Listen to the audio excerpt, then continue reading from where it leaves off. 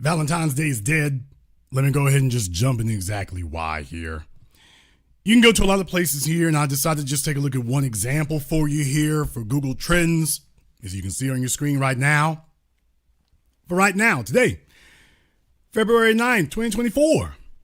And you take a look at what it says. You take a look through their list of what's trending, what's being searched for. You got everything from an earthquake in California and earthquakes. It looks like there's been some tremors in California, so that's really, really big right now. You go down the list, you got everything from the WWE to Mark Ruffalo, Bill O'Brien, Mariska Hargitay. Know what you don't see. Let's go to yesterday. Biden, Kobe statue, NFL honors 2024. So things are heating up for the NFL. No doubt. Absolutely no doubt. PJ Washington for Google search. Notice what you don't see. We can go down the list here. And I know that sometimes these things can be subjective. But I want you to understand what you're not seeing. I want you to understand what you're not seeing. I want you to understand the Galentine's Day effect. That it's not minor and it's not irrelevant. Let's give you a little bit more. I want to go back to last year because you really could have seen that things were in trouble last year, although this has been in trouble for a while. You could have seen things were in trouble when you took a look at things like this on your screen. Last year, most searched cities to visit for Valentine's Day, ranging from January 9th to February 8th. So I'm giving you the same time frame that we're in right now from last year. And what they're showing you is Las Vegas, New York, Chicago, Orlando, Florida, and Miami. Now, that kind of raises a few eyebrows when you think about it. That kind of raises a few eyebrows when you think about it there. Las Vegas is a hookup city. Las Vegas is certainly not a true love city. That's for certain. Chicago is where you go if you can't get to Atlanta. Then Orlando and Miami. You might as well write off the whole state of Florida as a hookup state now. It's a recreation state. It's an amusement park state. But let's just be honest about it. That's not where you go if you're serious. Everybody knows Miami is the hookup capital. If not of America, it's the hookup capital. If it's not the hookup capital of the world, it's certainly the hookup capital of America. And that's what you're taking a look at. Now, this was last year. Last year. The top cities searched to visit for Valentine's Day. And you know damn well, these are cities where folks just get flued out. Vegas, New York, Chicago, Orlando, Miami. These are tourist cities, especially Vegas, Orlando, Miami. Those are nothing but tourist cities. So if they're, quote, visiting, that's getting flued out. This is where we are. This is where it is, and this is where we are. I want you to understand that you're not seeing that by accident. You're not seeing it by accident when that occurs. You're not seeing it by accident when that occurs. Because this is where we are as a society today. You can go and take a look at other Google Trends, and you will see that it's trending down. This is the result of the society that we're in. This is the result of that. This is the result of the fact that the major catalyst for affection is dropping out. I started referring to this as Galentine's Day because I wanted people to understand something. It's going to be a lot more females having to chase a whole lot more females because men are the driver of Valentine's Day. Always have been, always will be. For those of you who are new to my channel, you weren't here or subscribed to the business years ago when I explained all this, let me go ahead and give you a refresher. Men are the drivers of Valentine's Day. We are the reason it exists, and we are the only reason that anybody would care. We make Valentine's Day hot, period, point blank, by ourselves. Females have nothing to do with it. Oh, seriously.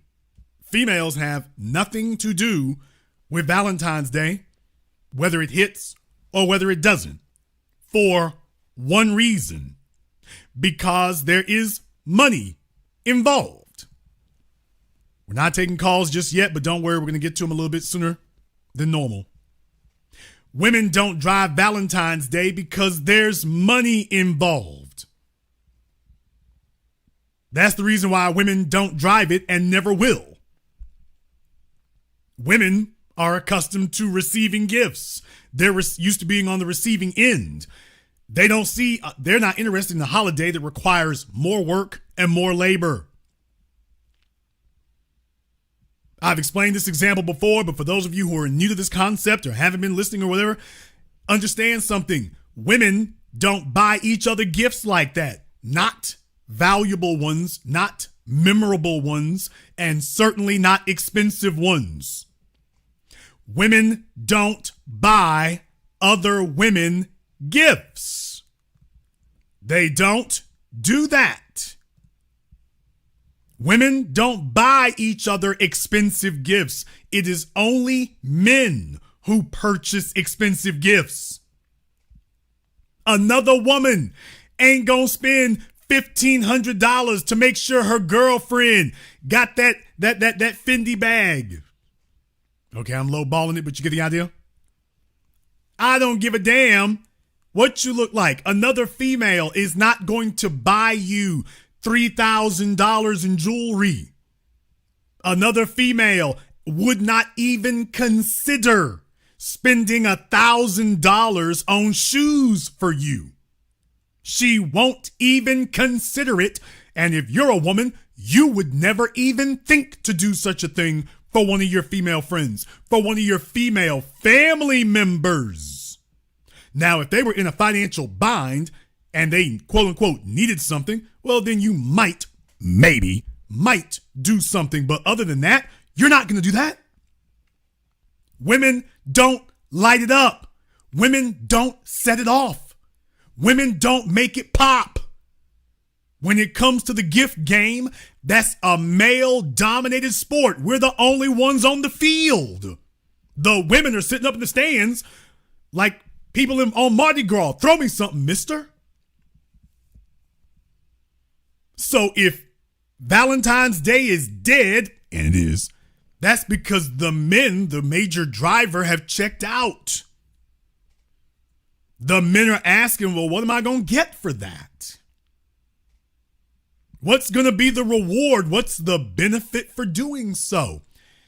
If you are getting a proportional benefit for what you're doing, that incentivizes you to keep doing it. That's the reason why women don't buy gifts for other women. Women do not buy gifts for other women because there isn't gonna be any reciprocity. And women know this. If she buys an expensive gift for one of her girlfriends, it better just be because she really digs you, because that other heifer ain't gonna do that for you. And you know this before you even get started, which is why women don't do it. You all have never sat there and told yourselves, I'm going to have a token of financial appreciation. You're not going to do that. You're not going to do that. You know why? Because as women, you have never looked at another woman and said, you know what? That chick there, she's worth $1,000. You've never said it. None of you listening to me right now, you have never looked at another female and told yourself, you know what? She's one of my coworkers. I think she would look great in this $1,500 pair of shoes. You'd be like, what? You would literally be offended. And every female in here listening knows. Valentine's Day used to be hot. Valentine's Day used to be lit. Valentine's Day used to be a thing. I gotta tell you now, ladies, ladies and gentlemen, it's DOA. It's DOA. The men have found different things to do in February. But the reason they found different things to do in February is because they weren't seeing very much benefit between March and January. Now it just sucks. It stinks. And that's a shame because ritual creates value. I can appreciate the value of ritual. Ritual creates value. It creates culture. It reminds us of why we are here.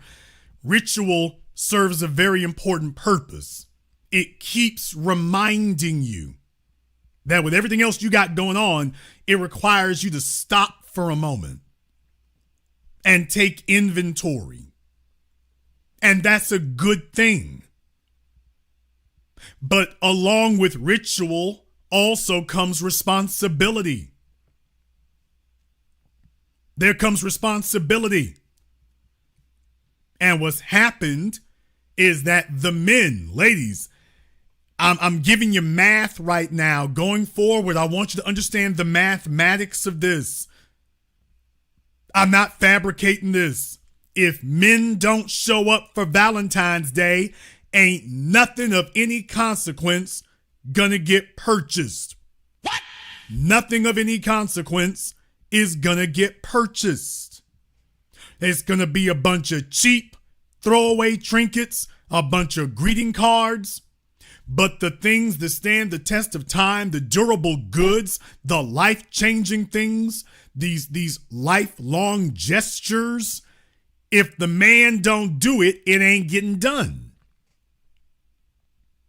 If men don't do this, it's not getting done. Okay, but here's the peril of this. Valentine's Day is also a bellwether. Valentine's Day tells you what is happening in the unmarried dating scene, which gives you a vision into the married dating scene.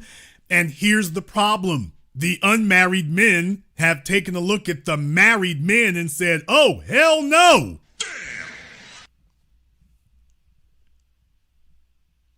All the unmarried men are looking at the married men, and it used to be you could look at the married men and be like, okay, I want to be like him. There's not a single married man right now that any of the unmarried men are looking at and saying, you know what? I wish I was in his position with his wife and his situation. Not a single one. Now the women are looking at the married women and saying, boy, I'd sure love to have that. I'd sure love to have him. I'd sure love to have her situation and her circumstances, because the game is rigged. I mean, but it is.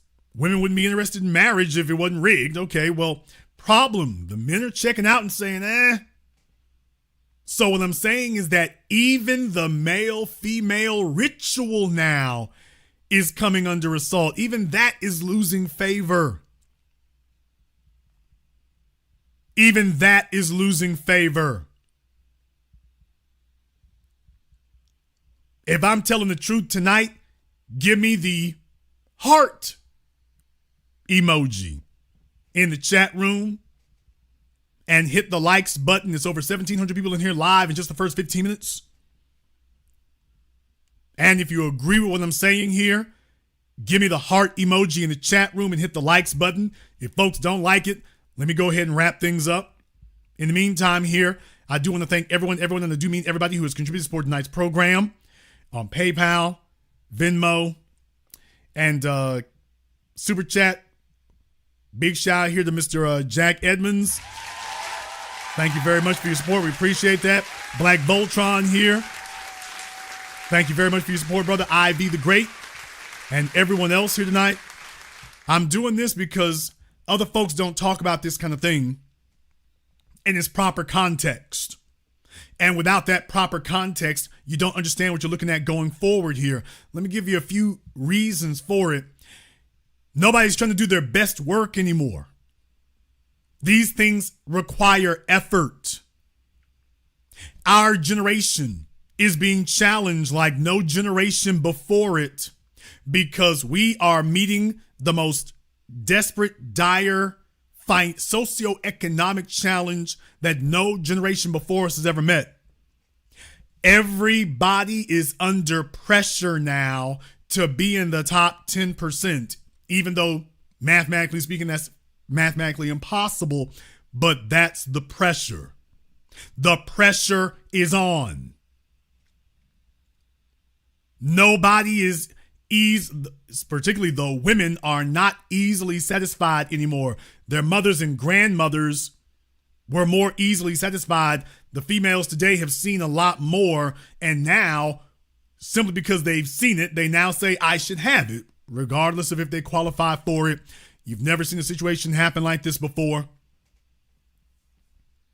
Never seen that happen before, and that's what the pressure is on for. For the men today, it's no longer good enough to just buy a female some flowers. It's no longer good enough to do that. That's not enough.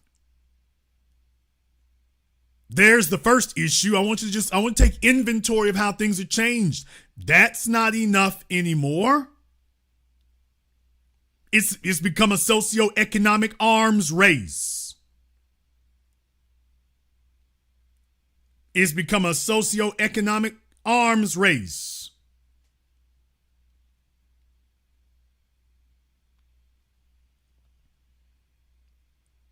I want you to see that as men, to the women listening here, that's not very inviting. That's not very attractive. You're getting the same, biologically, if not weight-wise, you're getting the same female that your father and your grandfather got, but it costs you a whole lot more to make her happy. It costs a whole lot more now, and it requires a lot more of you. See, your father could show up with some chocolates and some flowers, and that was it. That was all. Your mama wasn't patting his pockets down. Why do you think you had so many bastard babies from the baby boomer generation? Mama wasn't patting his pockets down. Your grandmama damn sure wasn't patting your granddaddy's pockets down. Wasn't nothing to pat down. If she wasn't lucky enough to be the wife or the side chick to the fella who owned the company, that was it. Wasn't nothing you could do. You better just go take the best, most basic dude you can who's not in and out of jail. That's what you can get. Oh, today? Please, they looking at your grandmama. The women today looking at your grandmama like, that old heifer right there. Just because she settled for that don't mean I got to. And that's what they're hitting the men up with. It's no longer good enough to just get a bouquet of flowers and some chocolates. That's not going to make it. Now they want designer clothes, shoes. They want something they can brag on. So what I'm saying is that the value has been grossly inflated. A simple, think about this for a few moments here. You got folks sitting up here putting them stuff to my, taking them to the Cheesecake Factory. Oh, I'm too good for the Cheesecake Factory. Dude, don't you know she's telling you, oh, I'm too good for just a bouquet of flowers. All you did for me for Valentine's Day was get me some flowers. All you did for Valentine's Day was get me some chocolate. That's all you did.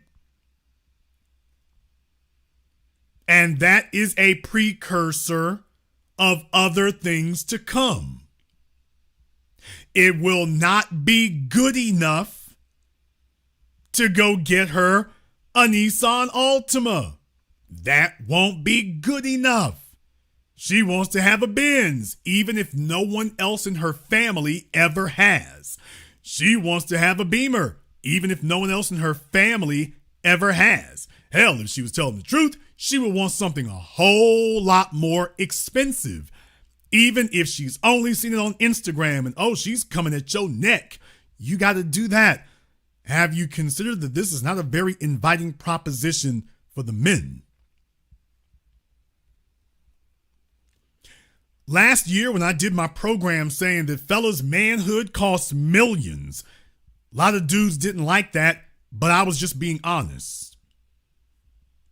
I was just being honest. Manhood today is going to cost you a lot more than it used to. A whole lot more. And Valentine's Day is now officially the first casualty of this societal, socioeconomic affection arms race. We call it socio-romantic or romantic economic arms race.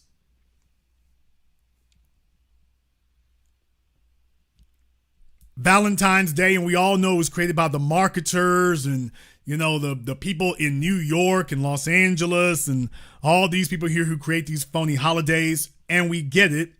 But it also gives you an opportunity to take the society's temperature. You've got the most privileged generation ever, the most privileged, the most coddled generation ever, and they're also the most distant generation ever. They're the most distant.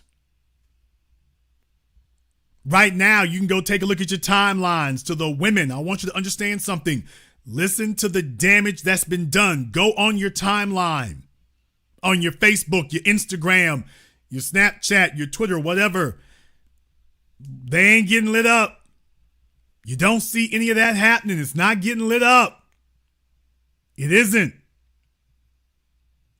There is no competition. All the so-called beta-ass married dudes, you see how quiet those jackasses are? They're not bragging about anything. See, here's the problem, ladies. I want to give a little bit of help to some of the some of the female dating gurus. I want to give you a little bit of help right here. Ain't nothing gonna move till you move the men. Because the women are bringing intangibles. The men are the only ones bringing any substantive tangibles. And you're not gonna move men when they're taking a look and don't see any benefit to it, or it certainly doesn't outweigh the liability. You're not gonna move them with that. You can't gaslight men in this arena, except for the dumbest, and those are the ones you don't want. You go and take a look up and down your timelines. You don't see the men saying anything. To my dating gurus, understand something. The men are deadly quiet for Thanksgiving, Christmas, Valentine's Day. Maybe somebody's standing over him with a baseball bat for the anniversary, but that's it. That's the kiss of death. That's what I'm trying to tell you. You can't ignore that. The women are out here badgering up and down the world about they want a man, they want Mr. Right, they want to get married. Even the married men have the stench of death on them when it comes to bragging or appreciating it. The married men ain't saying nothing. Don't you see that the rest of us as men, we looking and saying, by the way, if that was so lit over there, why come them dudes are dead ass quiet? If it was really that great, why is it that your man, your husband, is dead quiet? You sitting up here on the timeline trying to do backflips and demand things, but I couldn't help but notice, hey, if you got a dude, why ain't he saying how great it is to be with you? Why isn't he saying, all you unmarried dudes, don't you wish he was over here? Why is it that he's not saying that? Don't you know that we're looking and we notice that these men ain't saying nothing? Why do you think that is? I'll tell you why it is. Because no man is going to give his best effort when he sees that it's unappreciated. And when we see that you don't appreciate these men, and we ain't got to sit up here and go walk off in the same damn meat grinder he did. Yes, Kia, when they got something they like, if he gets a car that he likes, he posts about that. If he gets clothes he likes, he posts about that. If he's got a winning sports team, he posts about that. If you was on that level, he gonna post about that. I guarantee you, if he was dating Beyonce or dating Rihanna and things was going swimmingly, he would be booed up like them fellas do when they got them a white girl. What? I'm just saying, let's just keep it on the bricks. When these, what's his name? Darius Jackson. There's a reason old Darius got caught up. Darius is like, I'll be damned. This is the flyest thing I ever had, even if you have to cake on the makeup. When a fella got a fly ass female that he can brag about and there's no doubt about it. Oh, she going to the timeline. You take a look at your NFL athletes, your NBA athletes, your performers. Baby, if you lit like that, you going to the timeline. When a man knows he can brag about it, you going to the timeline. You sure are. Oh, I'm breaking up a lot of relationships tonight, ain't I? Auntie, chill. Oh, they gonna be upset with me for real tonight for telling you the damn truth, but it is what it is. I just couldn't help. Just understand, if it's got that deadly, that stench of reeking social media death, and so, oh, he's letting them know, it ain't that serious. It ain't. Ladies, just letting you know, men post about what he proud about. Men post about what he proud about, and if he proud of that chick he got, just understand the biggest lie in the world is, oh, baby, I ain't trying to put you out there like that. The only guy who does that is a guy who don't put nothing out there. Now, if he is on his timeline and you aren't, he's letting you know. If he put his new car on his timeline and he posing in front of it and you ain't there, he's letting you know, there it is.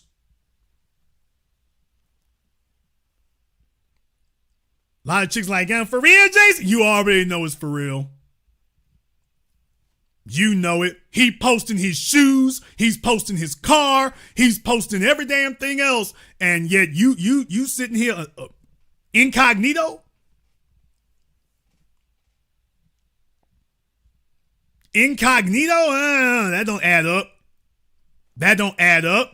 No, baby, that's not the way we operate. If we got a badass broad and we know it, at the very least, we gonna drop some hints.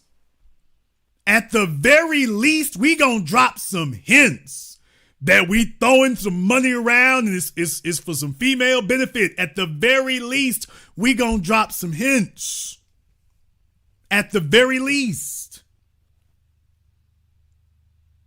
When it's nothing but silence, that's letting you know, oh, that is the message. Bunch of the fellas in the chat room are saying, Jason, shut the hell up, nigga. You blowing up the spot. You putting us all on blast. Alrighty then. Let me go ahead and fall back from that then. But that's what it is.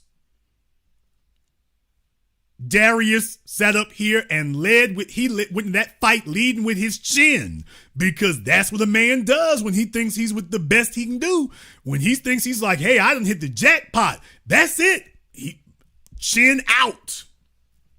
He's walking into the boxing ring with his chin straight out. But that's what men do. If he's like, I'm with the baddest in the land, he wants you to know I got that accomplishment. There it is. There it is. So ladies, your husbands ain't saying jack slatesing about y'all, but can we just be honest? Ladies, can you and me, can we just level with each other for just a few moments here? Just a few moments. Then we can go back to lying. I'm going to let y'all go back to lying here in just a minute here. Can we just go ahead and be honest here for a few moments here? Then you can go back to lying. Okay? Can we agree on that? All right.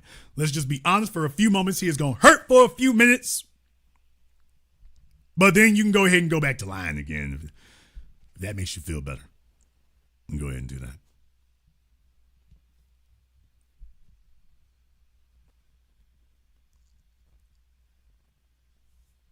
You're not okay with that. That's not all right. You want the exact same thing with the fellas. You want the exact same thing. You are not all right settling. You're not all right with second place. You are not okay with that.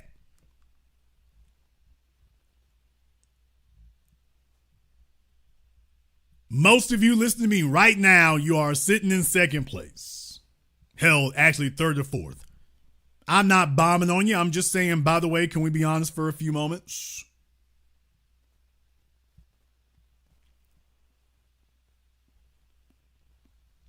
Can we just be honest for a few moments and admit that? Ladies, you notice that man ain't saying nothing. You notice that, by the way, he ain't bragging. You notice that. How many chicks are sitting here tonight sitting up here saying, oh, this is the most pathetic of coping mechanisms? How many females, ladies, can I just get a show of hands in the chat room? Lie tomorrow, okay? Just be honest tonight. Go back to lying tomorrow. How many of you are sitting here saying, well, you know, he paid the bill, so I'm okay with not getting nothing else above that. Long as he do that, I'm all right. I don't need all that extra. I don't need all that extra. Give me the hand up emoji if you are a female and you've been saying that. Come on now, let's just be honest for a few moments. Can you just be honest? Give me the hand up emoji if you're a chick. Well, you know, I mean, he paid the bills, but I'm okay with just doing that. I mean, I don't need all that extra. Can you just be honest? Jason, that's a damn lie, but I've been saying it. That's a damn lie, but I've been saying it.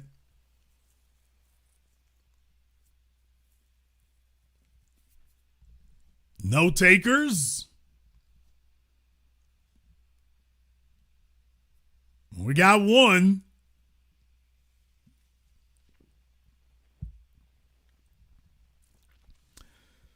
All these women up in here, we only got one.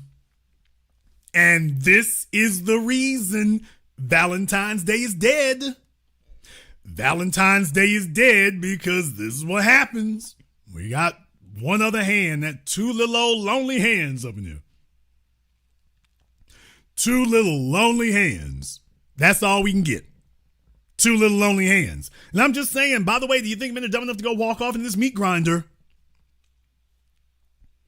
Ladies, what I'm saying is, what did you think the effect was going to be of saying, I'm strong and independent, I out-earned the men, I ain't going to no cheesecake factory, you have to buy me a more expensive car than I buy myself, badgering you, bludgeoning you, beating you into marriage, and then 50% of the marriages fall apart. I'm sorry, going up towards 60% fall apart, and 80% of those are the females. What did you think was going to be the effect of divorce is initiated 80% of the time by women? What did you think that was going to do? How did you think men were going to respond to that? That 80% of the marriage, 80% of the divorces are initiated by the women. Well, how did you think that was going to happen? What did you think? Did you think that the only thing that was going to suffer was the marriage rate? Let me tell you something here, baby. Your baby daddy ain't buying you a damn thing for Valentine's Day. What? But he ain't. He gonna slide through if you gonna let him. He ain't treating on nothing. He's like, hey, help us, make that child, go buy yourself some flowers with that child support. That's what you can do. Go do that. So no, if you're dumb enough to sit there, well, I can at least get a baby. Well, okay, that's the last gift he got you. What did you think the effect of all of that was gonna be? All the females co-signing it. All the chicks out here talking crazy to dudes. All the females who are backing up Keke Palmer. You seeing this woman disrespecting this man in front of the damn world, and females all over the place congratulating her and egging her on and telling him that he's insecure.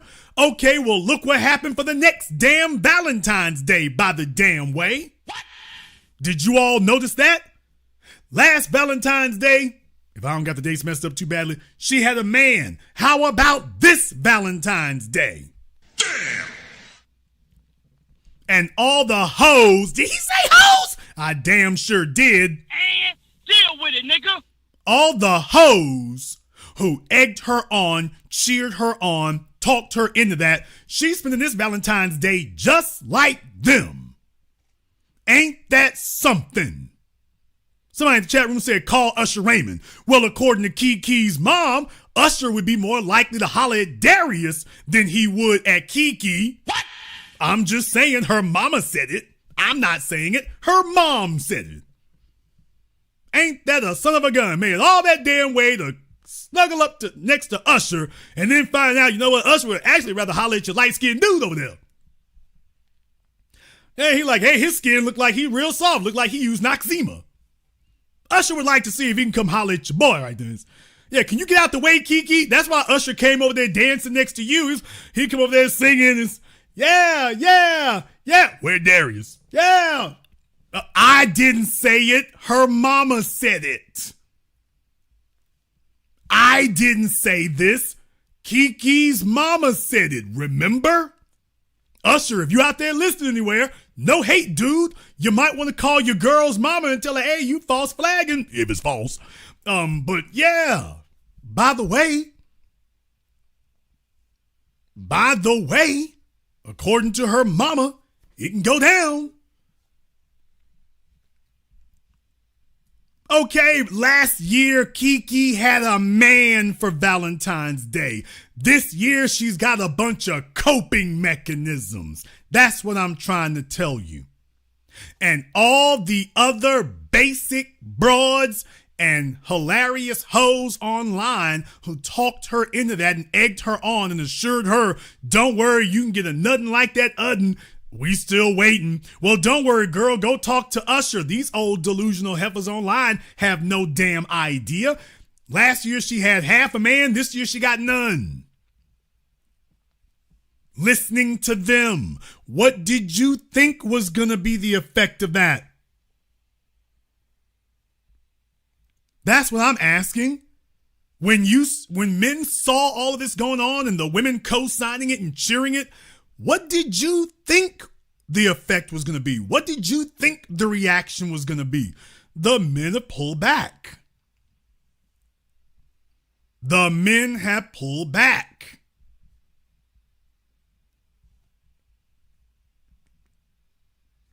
So it's like, hey, this Valentine's Day, ladies, take care of your own, is what the fellas are saying. Handle that yourself. Go, you strong and independent, go buy yourself a gift. The men don't appreciate you enough. You know what? Hey, go down to Nordstrom's, go get yourself a gift. Go ahead and do that. I'm going to throw some venomous game up here today to the fellas out there. And I don't like to do it. I'm going to do it tonight. Just one. Usually this only happens on Patreon. Usually it only happens on there. But I gotta do it tonight one time. Usually don't do this anywhere else, but let's do this just one time tonight. Just one time.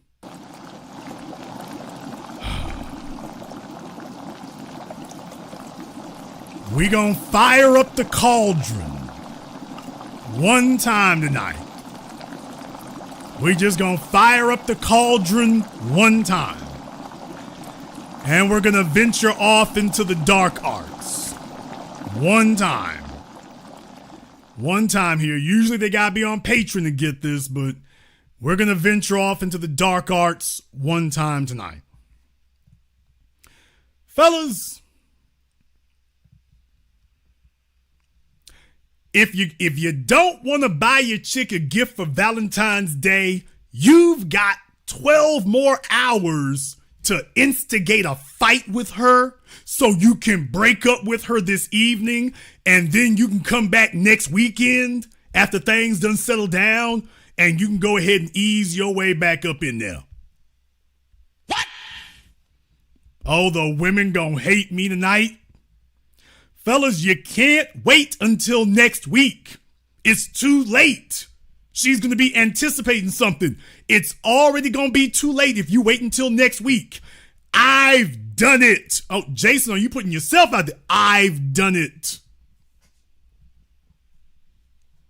If I was like, man, this ain't your year to get nothing. Oh, well, let me go. And you know me. I can have females go from temperate to insane within roughly 30 seconds. Trust me, just one off-color comment from me goes a long way. So, trust me, I'm going to say something you ain't going to want to hear. I'm going to throw something in there you ain't going to like to hear. And just one time, and next thing you know, it's like, oh, nigga, I know you ain't. I'm like, oh, there you go. She's upset. All right, let me check back in next. Let me check back in. Okay, it's Friday. Let me check back in about Thursday. Let me check back with about Thursday. See what's happening then. Fellas, you can't wait until the damn 12th to do this. She's gonna know what you're doing. She's not gonna fight with you about a damn thing because she is anticipating the 14th. You can't wait until the 12th or the 13th. Today's the 9th. If you gonna use this little strategy, you have to do it right now. Black Powder said he got to hit the double like button. The fellas are like, oh, we have permission? Dude, I've been doing this since what, 1990 something?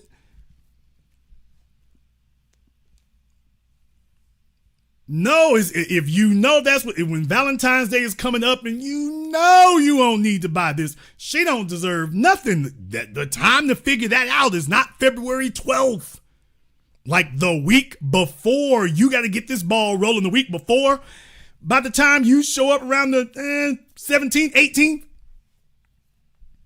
she'll be done forgot all about it. She's back at work. It's everything. And you already got a built-in excuse. Yeah, baby, I was going to do X, Y, Z. Remember we got into it and everything, you know, it's just, but we're going to do it again. We're going to make up for it next year, baby. We're going to make up for it next year. She can't argue with it. Can't argue with it. So fellas, I'm just letting you know, by the way, if things have been raggedy, you're like, with Jason, Uncle Jason, I don't know if I want to do this. I'm like, hey, little partner, you don't do nothing. Go ahead and just instigate this argument. Check back within a week. Wait till about 3-4 days before Valentine's Day. Instigate this argument. Bam. Hit her back up a week later. She'll still be there. Oh, she will. Dudes don't pick up new girlfriends around Valentine's Day, ladies. And deal with it, nigga. No, ladies. Men don't pick up new girlfriends around Valentine's Day. That's not what we do. You can get laid on top of. You can get flued out. You cannot get a man going into Valentine's Day. There's not a single one of us. You hear a whole bunch of things. When's the last time you met a nigga talked about he met his girlfriend on Valentine's Day? The hell you did. The hell you did. Every man knows, you trying to set up an instant date. Oh, no, we're not going for that. Not going for that.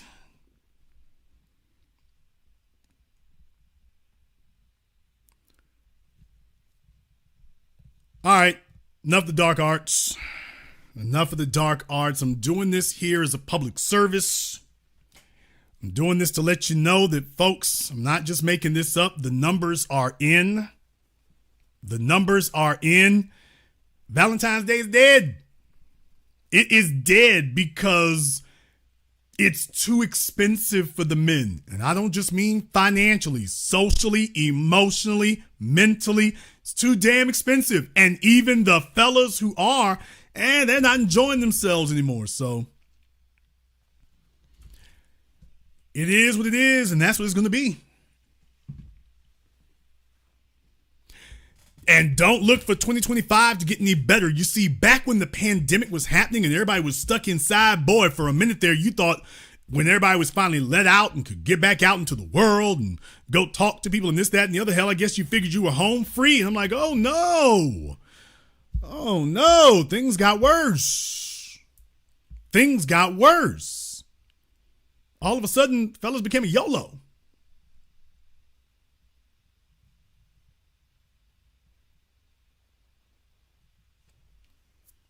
All of a sudden, it became a YOLO.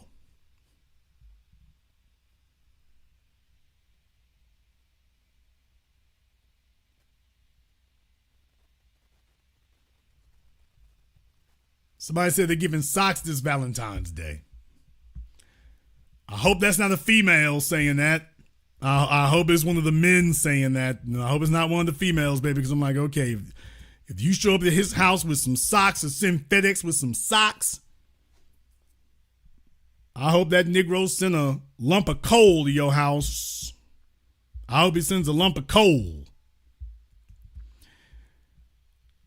It's dead out there. And if this is what it looks like for Valentine's Day, can you imagine what the summer is going to be? Can you imagine what the summer is going to be? It's getting loose. It's getting raggedy. And ladies, y'all better take this trip to the Cheesecake Factory, Red Lobster, Blue Lobster, whatever the hell out there. The Krusty Krab. Whatever it is, because the message has been sent and received. I'm not talking about dating tonight. I'm talking about power dynamics. If the men are not getting what they want and you can't force the men to spend money on you, you can't, or even if you could force the men to spend money, you can't force a man to spend a car payment. You can't force a man, even if you think you're worth $1,500 a month, you can't force a man to have a $1,500 a month gift work ethic for you. You can't force that. Either he sees it and it's there or it ain't. Those are your options. And all the chicks sitting up here online gaslighting y'all. Let me tell you, the internet is a place where females come to lie. Ladies, can y'all just be real? The internet is a place where they come to lie. Women come online and just start, projectile vomiting every lie and fabrication. If she got a boyfriend, she's lying about what he does and what he makes. If she's married, she's lying about who he is and what he does. It's just, this is where we are today. And the reason why the men don't act the same way is because if it's costing us, we don't feel like lying about nothing. The reality is too damn oppressive.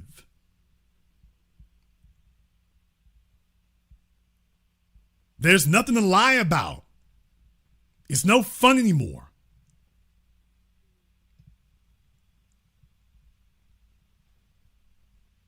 Valentine's Day is dead. Galentine's Day is here. There's a bunch of single females. All I'm going to say is, ladies, at the rate things are going, and I know I'm making a whole bunch of people uncomfortable, the rate things are going right now, yeah, you better stop looking at just the men. I'm going to get me a white man. We've seen how that's worked out over the last 25 years. There's an idle threat if we ever heard one. I'm going to get me a white man. Okay, how'd that work out? Latino, okay. Asian, next up, Pacific Islander, next up, Martian. Forget about it. You ain't gaslighting us.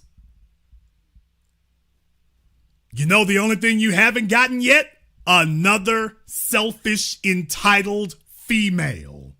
Now that's the only thing you haven't gotten.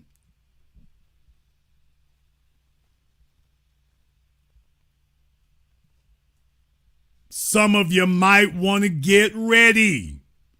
Jason, did you really say that? Oh, hell yeah. Oh, I'm saying that with your chest.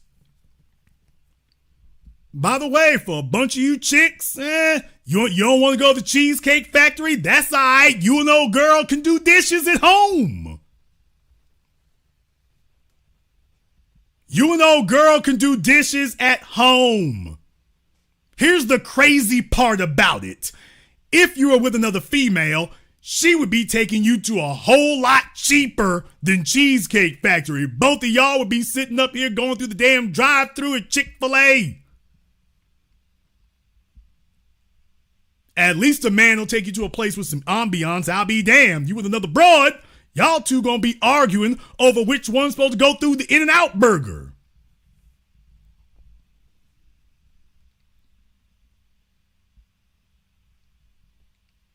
So ladies, I'm just saying, hey, don't worry about your complaints about the men. The men are like, you know what? It's Valentine's Day. Let's just keep it solo on the low. We good. We're good. The women ain't liking it. Fellas, y'all notice if you gone to your job today, the women got their damn lips poked out. It used to be fly. When I was younger, women used to get flowers at their job. The dudes used to send them flowers and balloons at the job. Man, look here. Party City is going to have to declare bankruptcy. Ain't nobody doing that.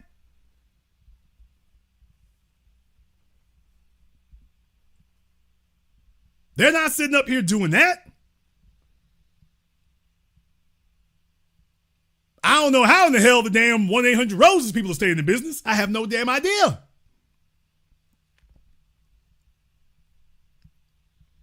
But I do know one thing. There's none of you females talking about, oh, take a look at what he did and all this. That ain't happening. That's not happening.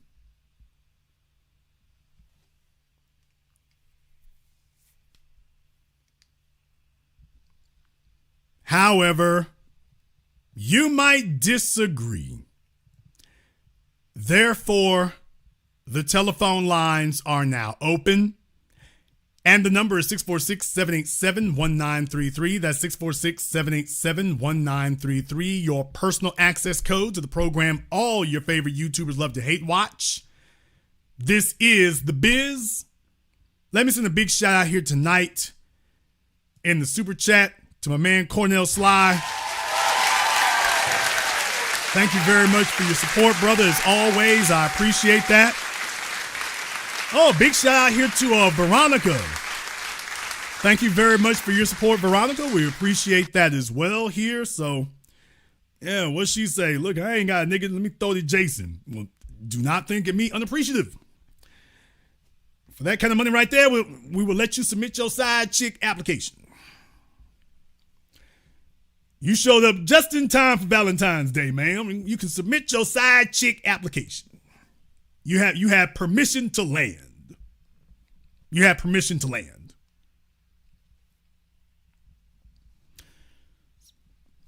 What? You can see I'm a cheap date. All right, let's go ahead and check this out. Oh, let me go ahead and get Zoom up and going here as well. Oh, yeah. Oh, definitely it can happen. Absolutely. She's generous like this right here. Oh, she's already paying tribute. I'm supposed to be upset. She's already paying tribute. How do I turn that down?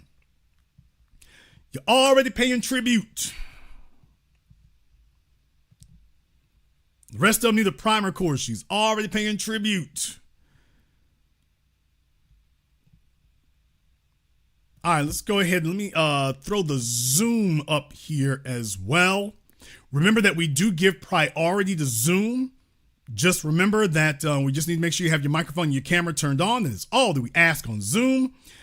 And remember that if you don't have your microphone and camera turned on, we will just assume that you're trying to troll. It won't succeed. We're just going to assume you're trying to troll and permanent vacation. All right, let's get over here to the telephone lines. The number is 646-787-1933. That's 646-787-1933. Let me get caller from area code 786. You're on live with The Business. What's your name? Where you calling from? Hey, Jason Andres here from Miami. Just very quick. For all the young guys out there, there was a time, and you probably remember this, that it was acceptable for the pretenders to be sending gifts to women at work. Like, you didn't even have, women were entitled to gifts, not just from boyfriends, but from people that were pretending them, from guys that were pretending them. They would get, like, the jobs would get, like, flooded with flowers, with chocolates, teddy bears. Now there's none of that. And you can sense it. Like, I'll just give you, like, just a quick experience in my job today. We have a team. I work in mortgage, right? Mostly men, some women. My team has 12 people, 1 woman, 11 men. She rarely socializes online, in Teams, in the chat for work. That is mostly work. And she never says anything. And today, out of the blue, first time in, 9 months that she says something non-work related, asking, hey, why are you guys giving your significant others and wives for Valentine's Day? Desperate finding out what's going on and what are men giving. Because obviously she's married, but she's expecting things. But the day is not what it used to be, and the companies are desperately trying to turn into like a family, not just significant other, but family and friendship day. To see, hey, buy something to your family, buy something to your mom, buy something. She's doing intel, bro. The day's dead. She's doing intel. She's trying to check and compare what you all are doing to find out if her man is up to code. That's what that's about. Exactly. Like she wants to know, because she wants to know what we're getting. We make good money. The men there, this is like a 6-figure. All of us are like about 6 figures that we have money. And she wants to find out what are the men out there doing, but the day is dead, man. The day is not that day. The day is not 20 years ago, 15 years ago. It was a big day, and women were like flooded. But then now let me put this in context. Let me put this in its proper context, though. You're married, correct? Yeah. Yeah. So, and she knows this.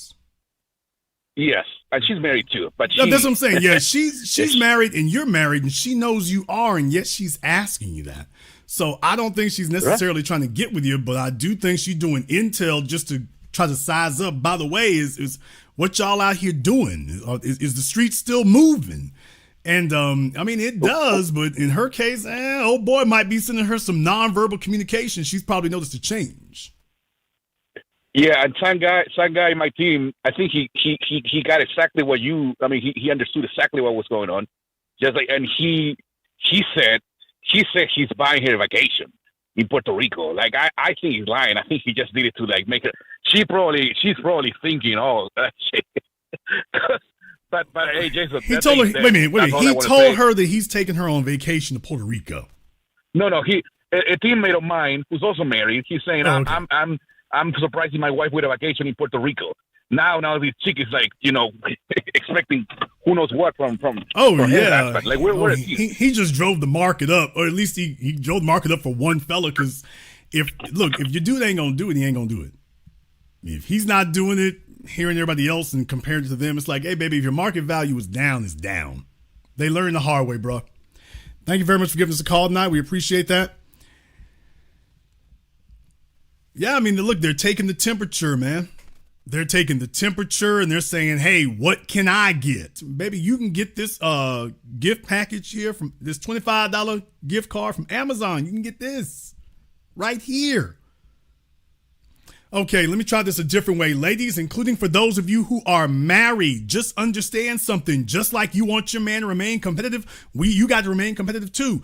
A man is not going to continue doling out extras if he's not 100% happy with what he's getting. He's not going to have that.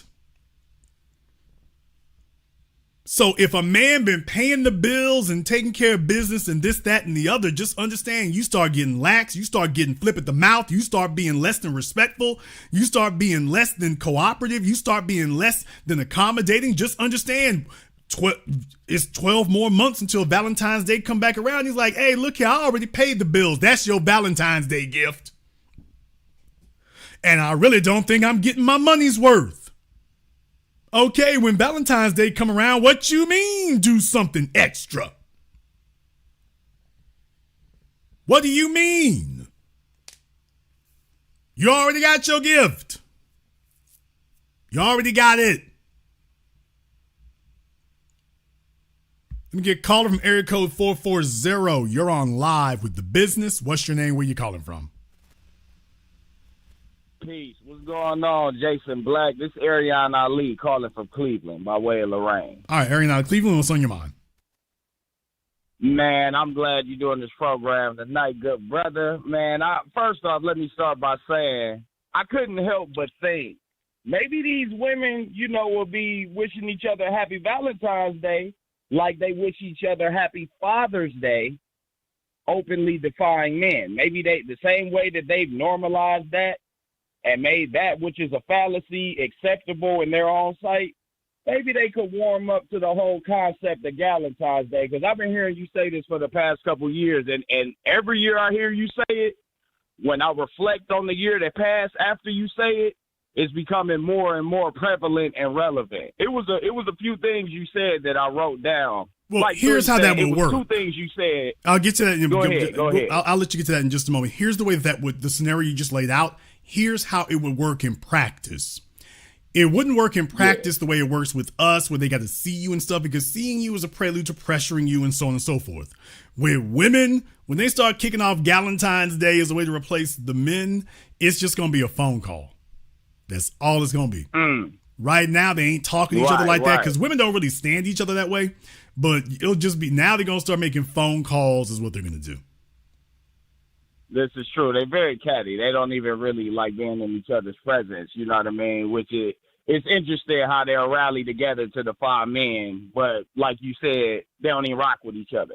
But one thing you said, like I said, I wrote a couple things down. When you said ritual creates value, that struck home like to the core, because in relationships, of course, this is very true, but even in our individual life, the whole concept of ritual creating value, you know what I mean? If you have a mantra you say, or if you believe in manifest destiny or things like that, just the ritual of it, internally, externally, however you manifest it, you can draw that to you which you desire, or magnify it or expand it, what have you. So you definitely rang the bell when you said that. And then you said something else that hit even closer to home with me, when you were basically saying, and I'm paraphrasing, unmarried men avoiding the struggle of married men. Now, I'm a married man myself. I've been married for 5 years, and between me and you and the rest of the people listening, I recently filed for divorce, and it was something I avoid doing for a while, but I had to go ahead and do it. And as I look, again, similar to how you said the Galentine's Day thing, when you say things like how married people make marriage look unappealing and unattractive to people that might aspire to get married, it made me look outside and then look internally in my own life and be like, man, that's true. You know what I mean? Because and then to even, you know, put even more sugar on top, if you will, you notice as a married man that women tend to appreciate and gravitate more towards the characteristics of the unmarried man, the characteristics of the bachelor. Like, I was born in 1988, and this leads me to my last question, and I'm going to let you get back to your program because, you know what I'm saying, you hosted, you doing your thing. But when I was a little boy, like 3 years old, I got a son that's 8 years old, so I was younger than him. I remember my parents, they was teenagers when I was born.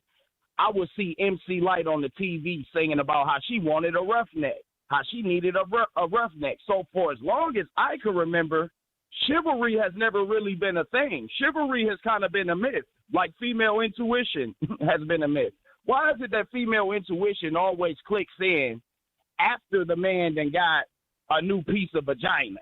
Why her female intuition ain't click in and kick in as she was pushing him into the arms of a strange woman?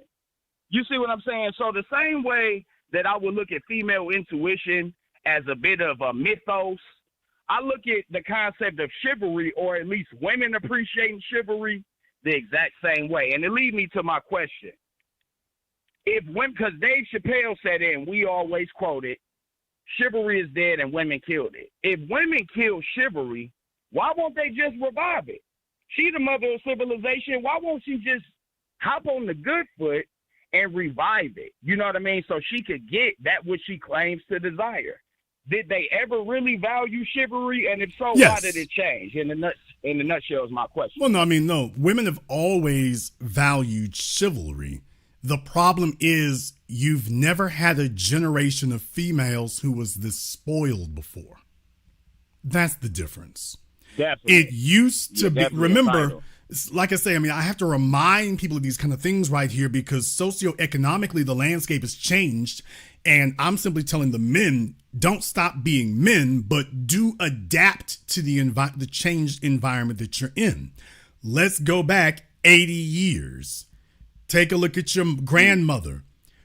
Take a look at the, quote, house that your grandfather bought her. Now, if you black, your grandmama most likely worked as well.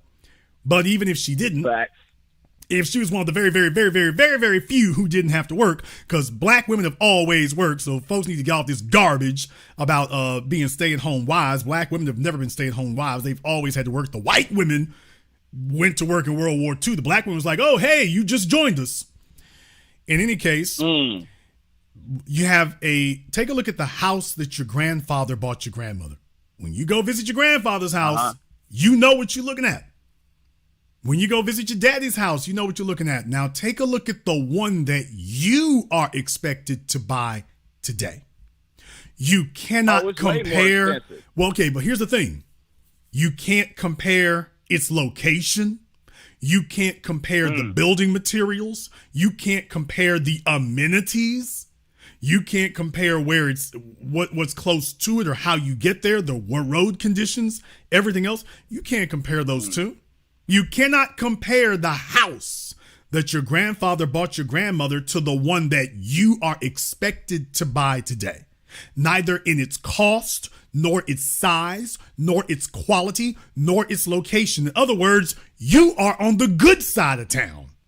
The side of town that your grandfather could not afford to go to. Guess what? You are now required to be there. Mm-hmm. It is a requisite. You have to start off where your grandfather never even got to. Now move on to your father. Take a look at the house he bought your mom. Take a look at the car he was driving when you became a grown man. No, I want y'all to pay attention to these milestones you might have missed. Take a look at the car your father was driving when you were 21 years old. Take a look at the car your mama was driving when you were 21. Now, at this point right now, I think you're in your 30s. You take a look at what they were driving when you were 25, 27. Right. Now take a look at what you are expected to get. You can't compare your parents' car. You can't compare its price, its features, its performance. Hell, you can't compare which one it is compared to what you're expected to bag just walking in the door. Now, last but not least, if you were paying attention as a kid, you probably don't remember your dad doing anything for your mom for Valentine's Day. If y'all think about that for a moment, by the way, how many of you folks, oh, my dad did something for my mom every year. Stop lying. No, he didn't. Yeah, I wasn't expecting you to say that, brother. No, he didn't. A solid point you just made. Your dad did not keep no Valentine's Day. He wasn't sitting up here observing Valentine's Day. He waiting for this day. If he remembered every once in the blue moon, he did. But that was it. Yeah. Oh, and I'm not even talking about the marriage phase. I'm talking about just dating. Your dad, if he did that, okay, he did that, and that was it. He wasn't expected to get anything expensive. He wasn't expected to buy her diamond earrings. He wasn't expected to get her an expensive handbag.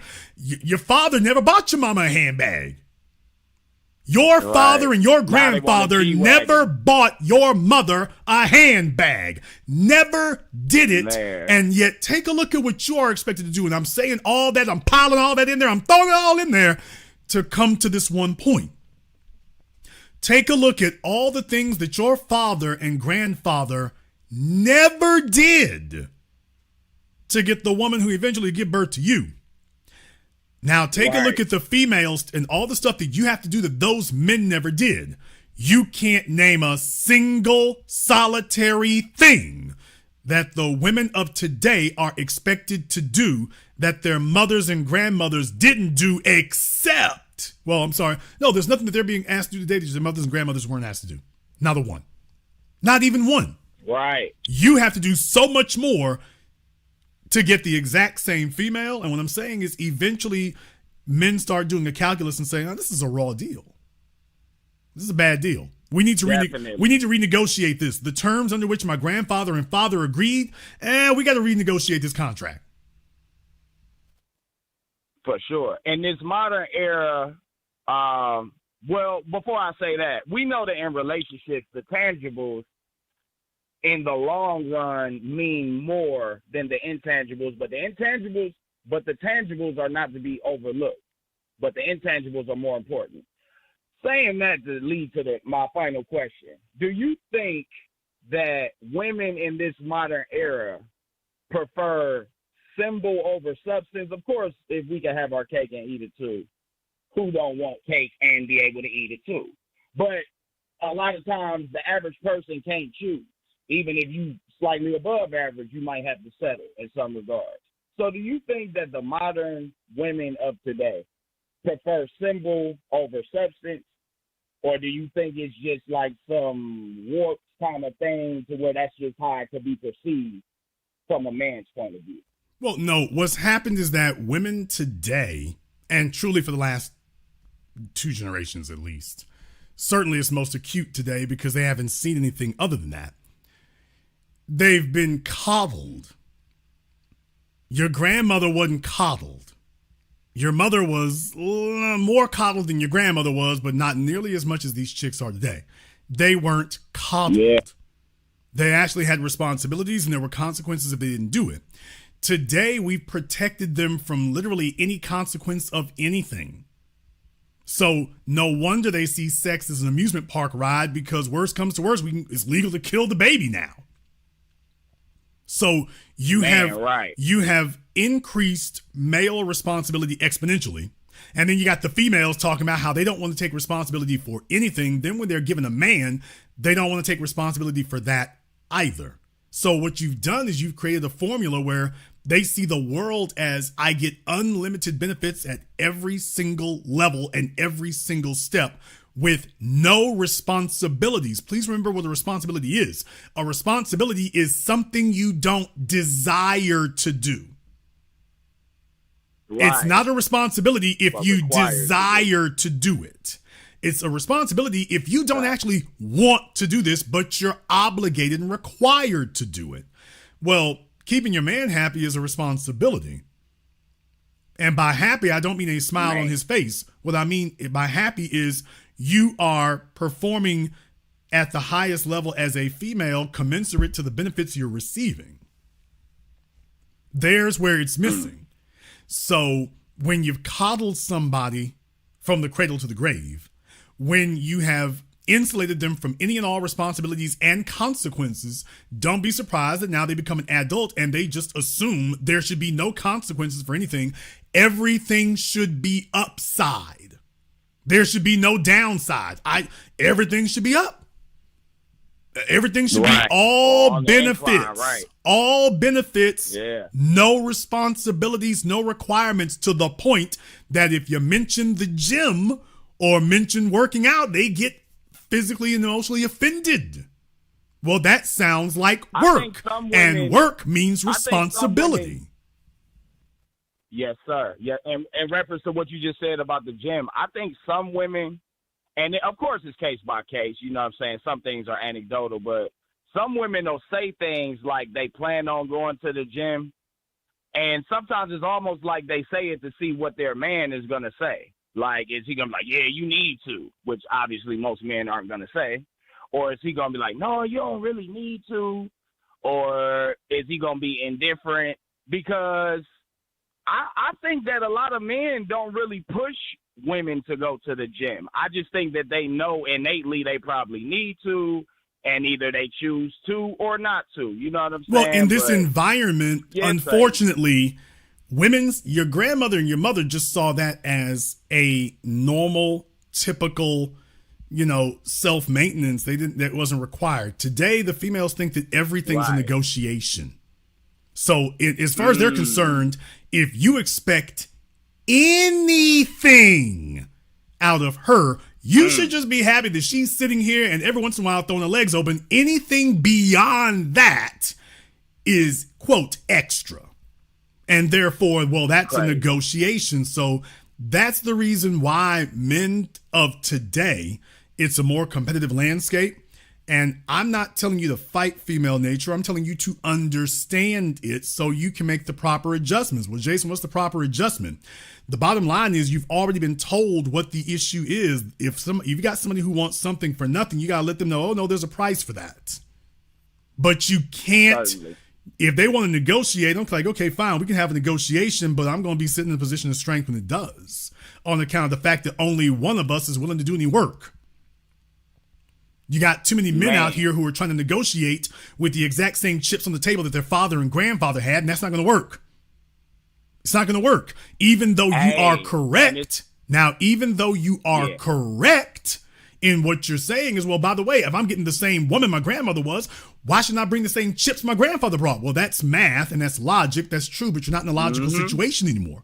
This is not a logical exchange anymore. So what I'm saying is you're going to need something extra to get their attention so that they understand, I see what you're trying to do. You're trying to get an unfair deal.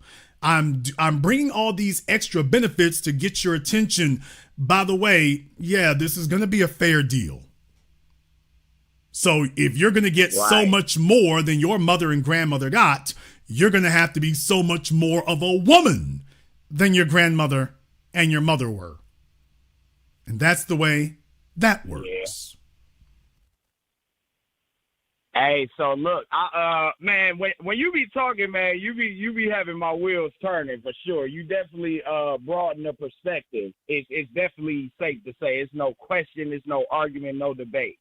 And I know I said like 2 questions ago, I only had my one question on my last question. Right hand to Allah, word is bond. This is my last question. So look, I told you how when I was young, I used to see MC Light on the TV. I also remember seeing a show called Step by Step, where they normalized the blended family. Now, they made it a lot more palatable for the white community, but they were kind of making it like more palatable, period, in American society. So my question is this. In this modern era, unfortunately, a lot of us either had children out of wedlock or we had children with our spouse that we got divorced, however it went. So you usually run into the opposite sex, and you got children from another situation, and they got children from another situation. Now, from my understanding, you don't have children, but I know you're very observant and a critical thinker, and you care about the people. So my question for you is this in regards to those of us that have children. Do you think that men are better step-parents than women, or do you think women are better step-parents than men, or do you think it's purely case by case? Men are better parents, period. The reason for this is because women don't parent, women nurture. You nurture a helpless organism. You don't raise a helpless organism. An infant, a toddler, is helpless. That's the reason why men tend to be minimally involved in those situations, because if they're barely verbal, they're barely moving, they're just learning to get their biological hardware going. Nobody's actually teaching them anything except on the subconscious level. Of course, there's input and stimuli and things like that, which can negatively affect them later. But we're not teaching them any higher functions. So you're not raising an infant. You're not raising a toddler. Now, once the biological hardware, the motor reflexes, the motor functions, speaking skills, once that begins happening, then you notice the fathers start taking a much more active role, because as men, we are not visual creatures. We're utilitarian. We're physical. So once the child is able to be active, that's when you see us step in. This is when the raising of the child begins. Raising is preparing them for the world they're going to go into. But here's the issue. Women have a different relationship to a child than the men do. And by that, I mean her experience. She's the one carrying the child around for 9 months. She's the one who is intimately involved with them. But more importantly, her frame of reference is a helpless organism that is going to die if she doesn't do X, Y, Z, A, B, C. That's her frame of reference. For the rest of her life, that is always going to be her baby. This nigga's 7 feet tall and 400 pounds, but that's her baby. So you see, every time she sees him, that's all she really sees. Well, he's a bit bigger now. He's outrageously bigger. He's obviously not an infant anymore, but she has an attachment to him that basically infantilizes him for the rest of his life. As men, that ain't the way we work. We're we're not just the disciplinarians, we're the survivalists, and we know that a helpless organism dies. So therefore, we don't see them as a helpless organism, nor will we treat them as a helpless organism. We treat them as a capable organism. So therefore, our world is raising them.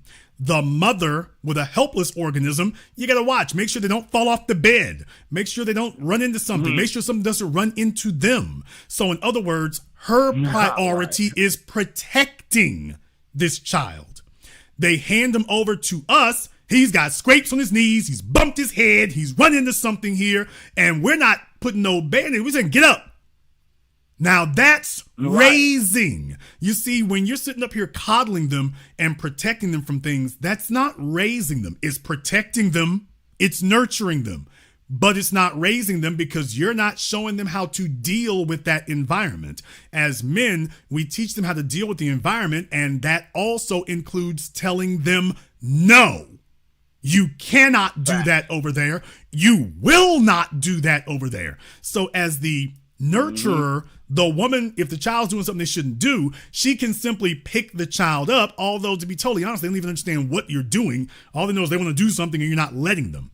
When they get to a point where they can understand what intent is the men, we do the raising, we do the disciplining, we do the rearing, we do the no.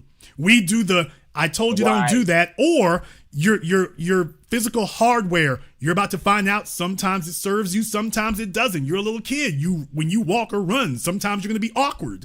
You're going to slip. You're going to fall. Yeah. I can't protect you from slipping and falling. I can't protect you from tripping and falling all the time. Furthermore, I have no desire to do so because life is not what your mother did. The world is not going to treat you the way your mother did. The laws of physics will not treat you the way your mother did. If you don't watch out for tree branches, one could fall and hurt you or kill you. If you walk out into the rain, lightning could strike and kill you. That's got nothing to do with your intent. That's got nothing to do with you being irresponsible.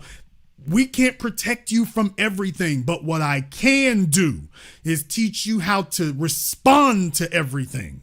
I can't keep life from knocking you down physically or emotionally. And maybe I won't. Maybe something can happen that's so bad you might not get back up physically, but I can damn sure teach you how to get back up emotionally and mentally. Now that I can do. That doesn't happen with the women. That only happens with the men. Thank you very much for giving us a call tonight. That's not to denigrate the ladies. Ladies, don't get sensitive about it, ladies. That is what it is. That is what you specialize in. For example, and this comes in biologically very well. For example, as men, I gotta tell you, when I got sick here a couple months ago, I got sick here a little over a month ago. It was fever of 100 and something here. All my girlfriends were telling me, "Oh, you need to go to a doctor. You need to. Oh, you got a tremendous fever. You're cross-eyed. You're this, that, and the other. Oh, you want to host your program? You're out of your mind." And that was all they were telling me. You need to go see a doctor. You don't need to be doing anything else. I was literally sitting with like ice on me, literally sitting with ice and towels on me. It was just like that. It was one of those situations where, it's the middle of winter and you got the windows open or the air conditioning on. It was literally that kind of situation. Well, I didn't go. I didn't go to a doctor. Scared the daylights out of all of them, by the way. I'm doing everything that sick people do. And I didn't go to a doctor. Okay, here's the thing. That's all right to an extent for me as a grown man, I suppose, if I'm willing to take that risk. As a female female nurturing and taking care of a baby, she's not going to do that. The baby hits a fever, she's running straight to urgent care. She's running straight to the ER. She's not going to sit there to see how it works out. She's not going to sit there and say, "Okay, tough it out, little man." She's not going to do that. As a female, when she sees a rash, she sees some sort of change that she knows she's not responsible for, she's going to spring into action. Ideally, she is the baby's advocate. The baby can't speak for themselves. When babies start crying, for example, I've given this example and every woman's seen it. When babies start crying, men generally do one of two things. We either leave the kid alone and say, "Okay, let him cry himself out," or stand there and let him cry himself out. But as men, we don't really spring into action like that. As women, when the baby starts crying, the first thing you do is pick him up. And I'm like, "Oh, all you're doing is bringing the noise closer to your ears. Do you really want to do that?" But women understand something. As men, we try to figure out how to stop the baby from crying. So we switch into logic. Let me find out how to stop the noise. That's not what women do, certainly not competent females. A competent female is trying to figure out why the baby is crying. She understands he's crying. She wants to know, why are you crying? Whereas men, we want to stop the crying. Her priority is not stopping the crying. Her priority is finding out why the child is doing this so that she can determine, is this a minor issue or is this a major issue? As men, generally speaking, that's not where we start. We start from, okay, this crying thing. Let me figure out how to stop that. And eventually we get to, okay, why is that happening?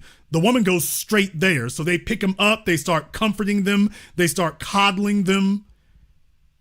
That's not what we as men do. So the women are doing what they're supposed to do biologically. They're doing what they're biologically wired to do. Some of them anyway. They're doing what they're biologically wired to do, and it's correct. The problem is there's only a brief period in a child's life where that is required. There's only a brief window where that is actually required. Everything else after that, roughly about the age, between the age of 3 and 5, everything after that is raising them. Teaching them the no's. Telling them what will not happen. Telling them their responsibilities. Introducing consequences of not fulfilling their responsibilities. That's the raising. They trip and they fall and they cut themselves or whatever, teaching them to deal with that so that by the time they're 10 years old, you ain't got some screaming, squealing, mewling, crying mama's boy telling you about how he's uncomfortable and what he don't want to do other than play Roblox in front of the TV. What? Sitting there with the mama's boy mushroom on his head. While mama's getting laid up and flued out, meanwhile, your son is turning into a sidewalk sapsucker sissy. He is going to be precisely the type of male that you yourself would be disgusted by. He neither protects nor provides. He cannot stand. You haven't taught him how to tolerate physical labor. Guess what? He also cannot tolerate emotional or psychological labor either. He don't want to have to do nothing. He wants to be coddled for the remainder of his days. And anything that doesn't coddle him, he resorts to an infantilized pouting. Men don't tolerate that. Because as men, we understand that a coddled mama's boy will get all of us killed. That's why, whether it in places that are male dominated, you don't find mama's boys anymore. You don't find mama's coddled sissies anymore. Now, isn't that interesting? Ain't no sissies in the military. Ain't no, well, for the most part, ain't no sissies in prison. Ain't no sissies in gangs. In these areas that are primarily male dominated or completely male dominated, the first thing we do is weed out the weak. The first thing we do is weed out the nagger. The first thing we do is weed out the whiner. The first thing we do is weed out the fella who starts crying at discomfort. That's the first thing we do. If you want to join a gang, what do you got to do? You get jumped in. They gonna put hands and foots on you. The first thing they're gonna do. Why? We are weeding out the weak.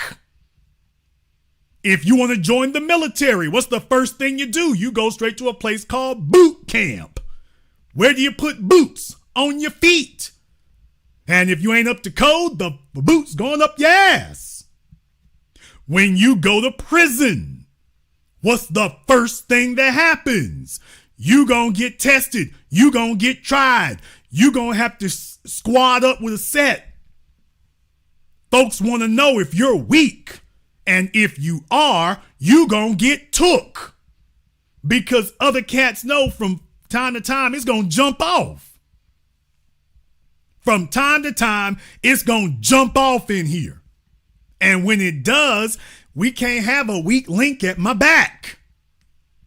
So your mama didn't raise you to sit up here and deal with manly responsibilities. When you're in the presence of other men, first thing we do is go to work. It's like, oh, hell no. If your mama and your daddy didn't raise you properly for this, oh, you're getting a crash course in manhood now. You're getting a crash course. Wish you would be sitting up in there and you start tuning up like crybaby. And he took my chicken wing. Y'all know how that one's gonna go down? You got the mama's boy with the mama's boy mushroom on his head. He doesn't have his Game Boy. Okay, I'm dating myself. He doesn't have, do they still make Game Boys? Anyway, I thought they brought it back. Anyway, he doesn't have his cell phone. to play video games. He doesn't have his manga collection. Let me tell y'all, you go to prison, you gotta wash your clothes. If your mama didn't sit up here and tell you to do it on a regular basis, wish you would be bunked up with another fella sitting up there, your clothes ain't been clean, that's it. Hands and foots. Hands and foots. What I'm saying is that the real world is not your mama's crib. And that's not raising a child. As men, we understand the dangers of the world, and the truth of the matter is your child is going to spend of their lifetime, maybe a couple of percentage points being coddled, and will spend the remaining 90% of their time dealing with the dangers of the world. Now, you're only going to have about a fifth of that time period to prepare them for the other 80% of danger. That's why children raised by single fathers are the smallest percentage of prison inmates, teen pregnancy, and every other negative thing, because we're the disciplinarians. Now, we're not very good on raising feminine females, but we are excellent at raising disciplined ones. Now, ideally, of course, you don't want a chick here who responds and has male affectations. Venus and Serena Williams are quintessential examples of that. Their father raised two very good, responsible, intelligent, capable, law-abiding citizens, and they're both tomboys. The femininity reference ain't really on point, but look who raised them. So there's the whole point. So ideally, you would like that feminine aspect to be balanced out more. Of course you would. Of course you would. But when it comes to raising children, that's where the men come in. That doesn't mean that there is no place for the mother once the children are no longer toddlers. I never said that. Children need both of their parents. However, if you have a single mom and a single father, boys don't need, understand something. It was okay for you to interface. Look it up.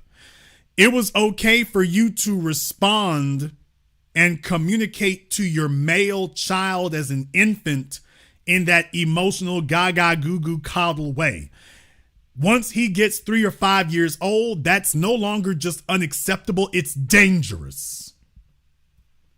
It's no longer unacceptable. It's not just annoying. It's dangerous. You cannot have a male constantly introduced to a female emotional response, and that's all he's going to get from his mother. A woman cannot raise a boy to be a man because you've never been one. You don't know how we respond and react to other men any more than we know how women respond and react to each other. You would consider a man to be a damn fool to sit up here and tell you that he knows how other girls are going to respond to his daughter. No, you don't. You have no earthly idea what it's like to be a girl among a group of other girls. You know what it's like to be a boy, either pushing girls away or trying to run up on one. You don't know what it's like to be a girl in a company of other girls. Well, guess what, women? You can't be a single mom and raise a boy into a man, heifer, because you've never been a man in a group of other men. You just know what it is to be either somebody's baby, somebody's sweetheart, or somebody's slut. You've never known what it's like to be a man sitting in a group of other men who have masculine expectations of you. You have no clue. Hell, even when we as men attempt to introduce most of you to masculine responsibilities, the first thing you start talking about is your nails and running. You all don't interface or deal with the laws of physics the way that men do. You are expected as a woman to attempt to avoid the laws of physics. We as men are expected to confront the laws of physics.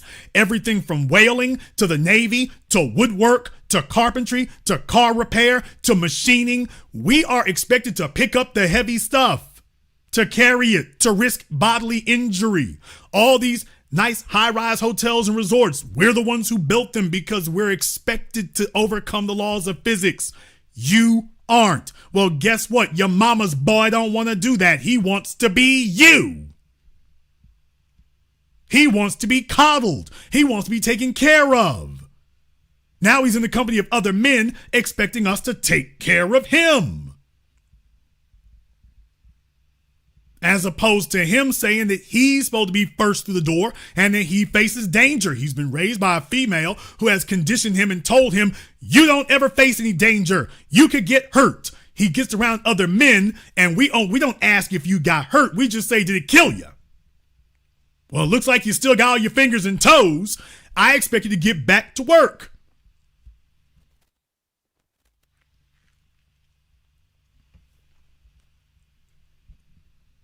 I've had 2 incidents in my life. I've told you one story before. Back when I was a young man, I was in my late teens. I was working construction, was using a utility knife. Working for these folks here at the construction site. They had the big plastic pails of, well, they had paint and lacquer and other things that we used. But you got to pop a hole in the top of it. You know, let the air out and stuff so it goes ahead and flows out as opposed to just ekes its way out. Well, this day I didn't have, something big and heavy enough to be able to bust through the top of those things. We would just use whatever was at hand. I didn't have a hammer. We used to have these big steel rods. They kind of looked like, bed rails. They had sharp ends. Used to have those and didn't have that available. But I had the utility knife. Every once in a while I use that. Didn't like to use it because it was thin and sometimes it wouldn't go through the top of the pails. But this day, tried to put it through the top of it. Tried to slice into it and cut into it. It didn't work. Then I took it and jammed it into the top of it because I'm just trying to get done. The day's almost over. I'm trying to hurry up and get these things popped. I jammed the utility knife into the top of the pail. The blade breaks. My hand keeps going and it splits me in between my knuckles. Straight down to the white meat. You can still see it to this day. I have a reminder of that experience to this day, decades later, and it's still there. So I'm sitting up here. I'm bleeding like a stuck pig. My manager came. He wanted to know who in the hell's bleeding all over the damn place. And it's just me. He got the first aid kit. He asked me if I wanted to go to the hospital. No, I don't want to go to a hospital. Because it's Louisiana. But I'm not going to a hospital. Don't y'all know? Okay, we poured alcohol on it. This is literally what happened. We put alcohol on it, put some gauze on it, wrapped some duct tape around my hand, and I finished my damn shift.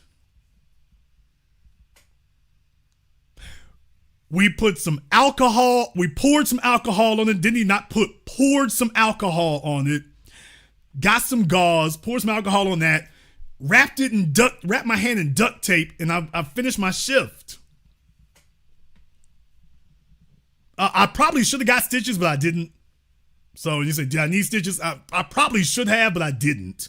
That's probably the reason why you can still see it to this day, because I didn't do it. But it's happened. It happened.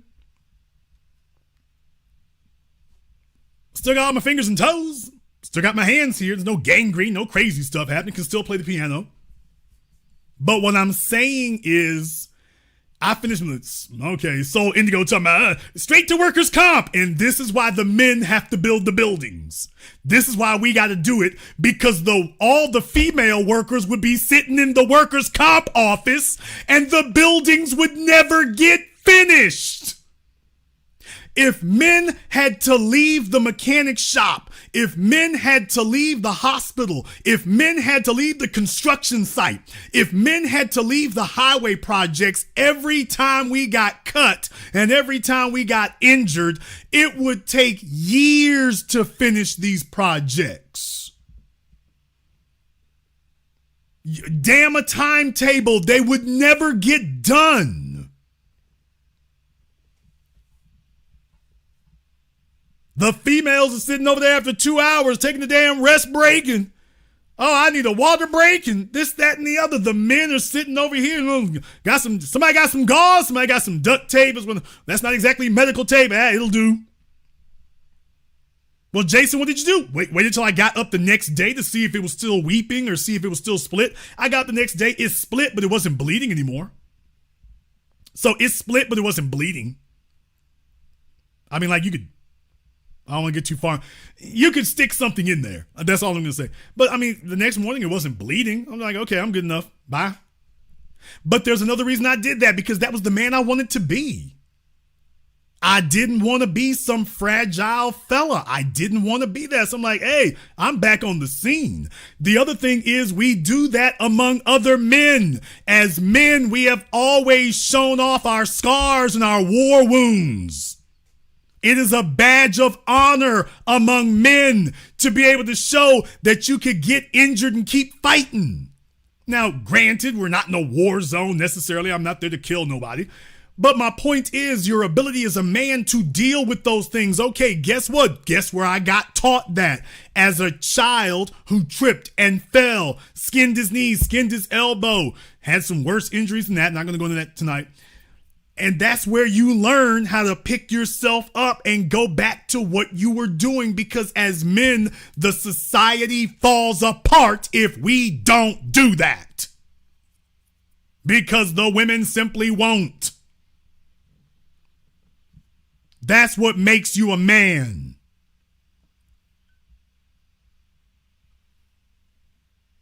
And there is a place in this world for rebelling, but as men, we're very, very good about disciplining and tempering that. So we just naturally make better single parents. Caller from area code 708, you're on live with The Business. What's your name? Where you calling from? Hey, what's up, man? This is Jesse calling from Lansing, Illinois. All right, just leave what's on your mind. I wasn't listening. Say it again? What's on your mind? Yes, I wasn't listening to your show tonight. I just happened to see your number on YouTube, and it looked like you had a good topic regarding Valentine's Day, it being dead. So I didn't hear nothing that you said prior to this, but you know, I guess I better hang out.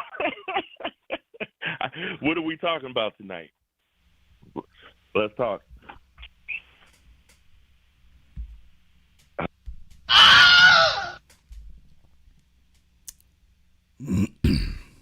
Okay. Well, I'll let that one speak for itself. It's Friday. How much you like to wager? Mama's boy mushroom? He calls another man giggling. I'll let that one speak for itself. You want to know another reason Valentine's Day is dead?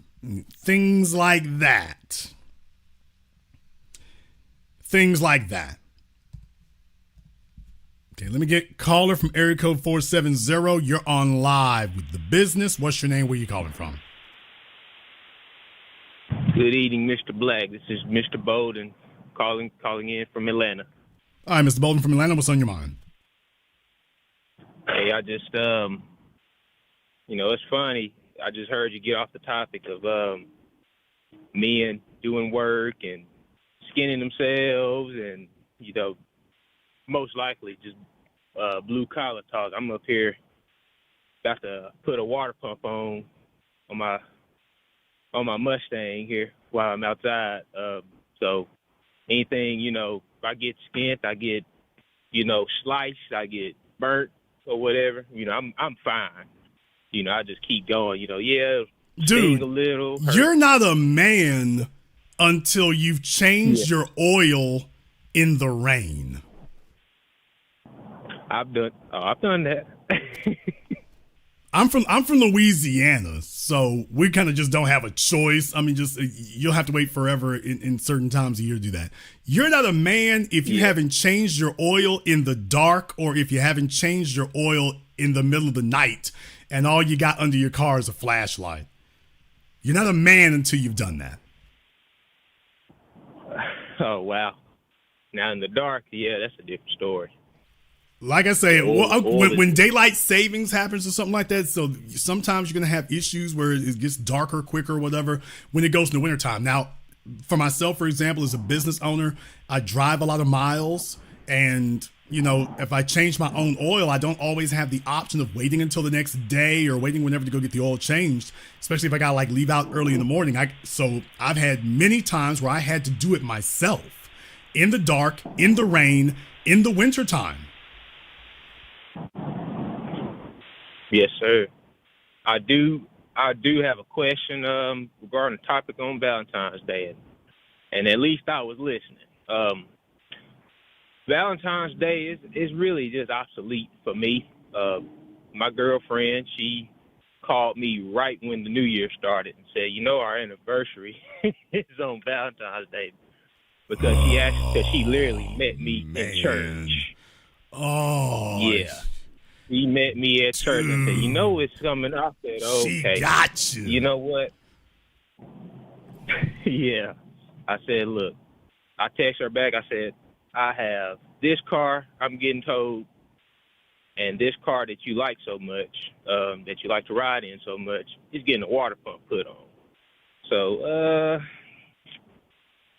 our options is kind of,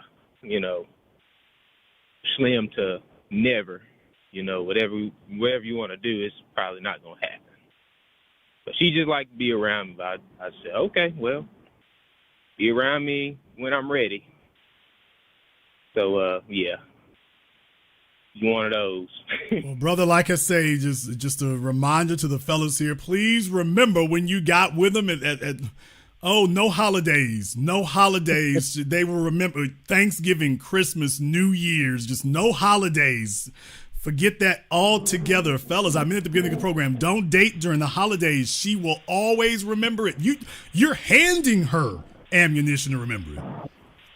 You think she's just saying sweet nothing. She's like, oh, by the way, I remember it every year because when this holiday comes, oh, that's when I met you.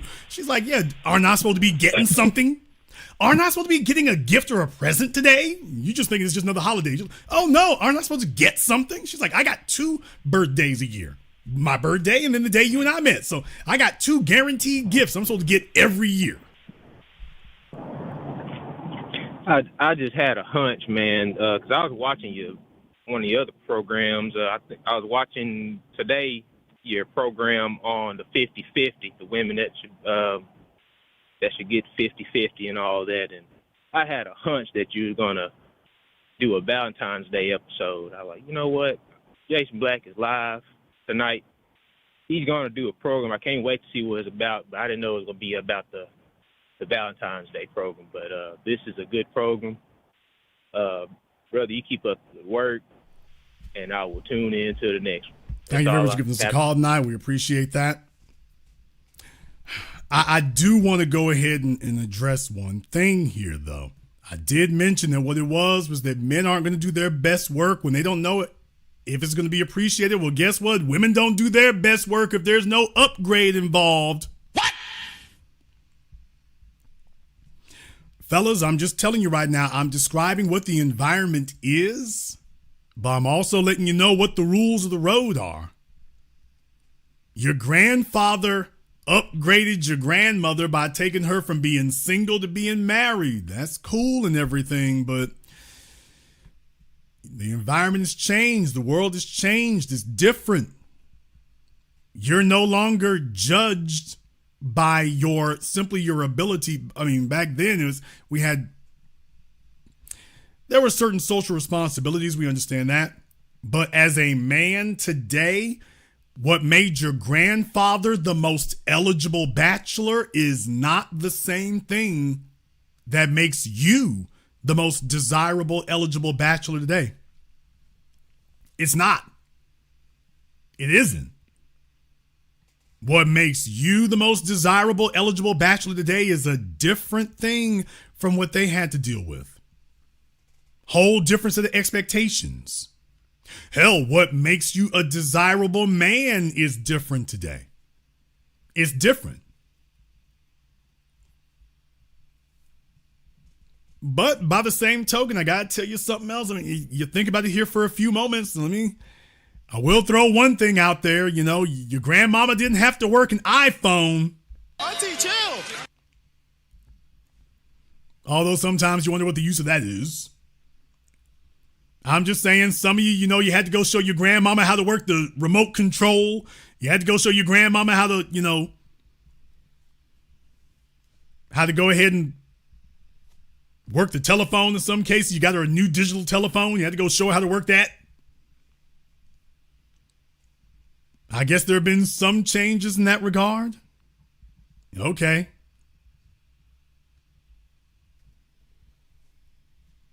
For some of the ladies here, maybe you know more about your banking than your mama and your grandmother did. Your grandmama had a checking account. She had to balance that. Hell, most of you don't even know how to do that, and it takes care of it for you online. Still overspending, still overdrafting. But what I will say is to the fellas here, understand it's a whole different ball game. If there's no upgrading involved, what's the point? Now, there's a reason for that, because whether you like it or not, you still have to be a competitive male. You still have to be a competitive man. You see, the issue that we have today is too many fellas out here are just so dog damn desperate for anything they can get that they don't say no. Guess what? Women watch out for that too. That's not a good sign. It's not a good sign to have a man who doesn't have you don't have the ability to reward a woman who accommodates, and you don't have the ability to say no to one who doesn't. Oh, don't even start about the DVD players and the VCRs. For those of us who had VCRs, you remember when you were trying to show your grandmama and your grandfather how to work the VCR, boy, it felt like you were doing a doctoral thesis. Oh, it was like constructing the space shuttle. We're going to be here for days. Days. Oh, I'm scared to put anything in the VCR. They'll never get it out. One button to push, they'll never get it out. Never. For those of us who remember that.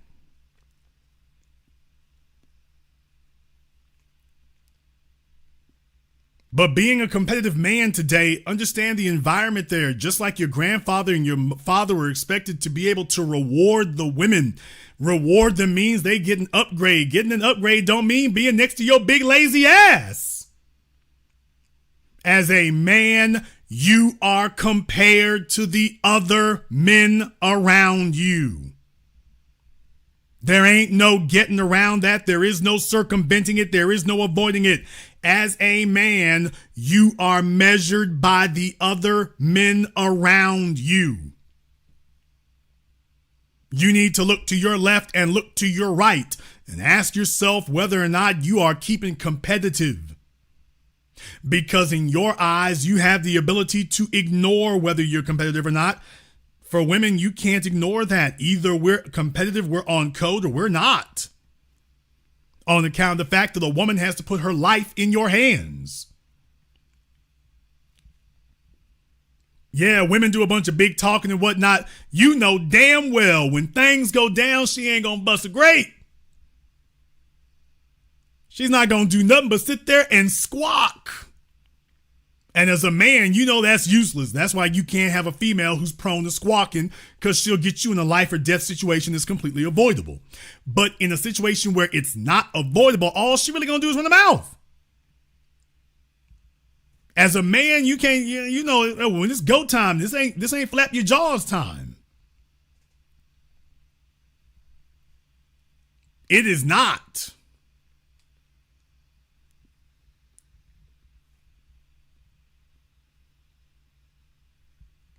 As men, we understand that.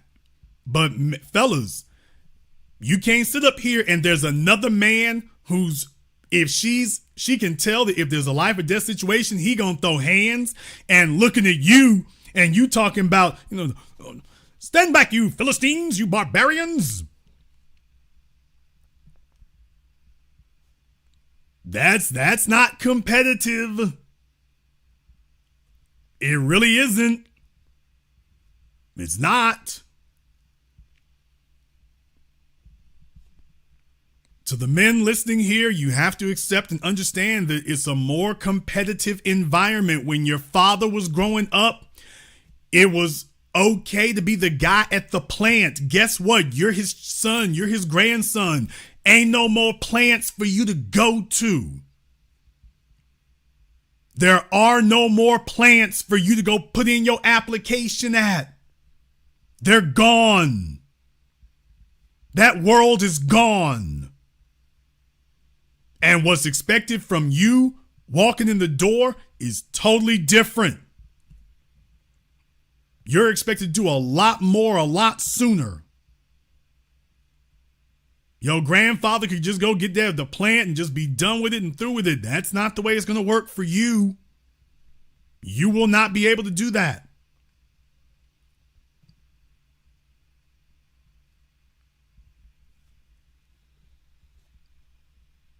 So walking in the door, you're going to have to do more than he did. Here on the Zoom here, Walter, you don't have your camera on. I'm going to give you 5 seconds to go ahead and get that going. Otherwise, permanent vacation. By the way, let me get the permanent vacation button on. There you go. If you're going to be on Zoom here, absolutely no problem with that. But if you're going to be on Zoom, please make sure you have your camera and your microphone on. That is the requirement for Zoom, as was explained at the beginning. Okay, Walter is going on vacation.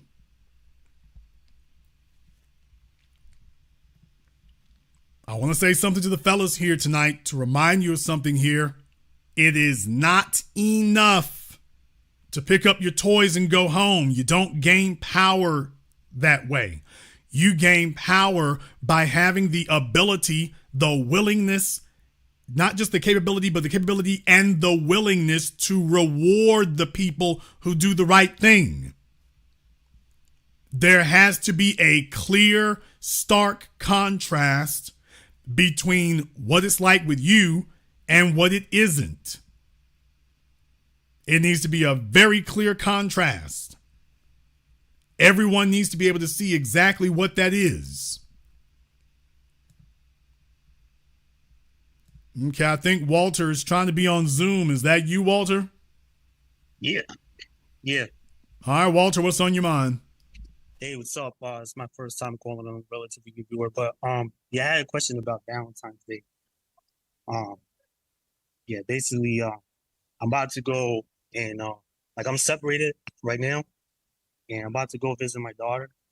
I got a 7-year-old, and but that family has kind of made Valentine's Day into a day where all the women are supposed to get presents, right? And so my daughter is one of 5 kids. You know what I'm saying? And are all five of them your kids? No, only my daughter's. That's the only one that's mine. Okay. Is your daughter the youngest of these children? No, she's 3. She's 3rd. So let me get this straight. You're separated right now, correct? Yeah. Okay. You are with a woman who has 5 children. Yeah. Yours. We haven't been together physically in quite some years. Okay, well, yeah, but you're saying that you two are legally married. Yeah. Okay, she's had 2 children before yours and 2 children after yours. Yeah. So your daughter is sandwiched in between the other 4 children. Yes. What? Okay. Were you married at the time that she had your daughter? When she was born, we were married. I'll put it like that. Alrighty then. Okay. So, just out of curiosity, the 2 children after your daughter, were they by any chance adopted?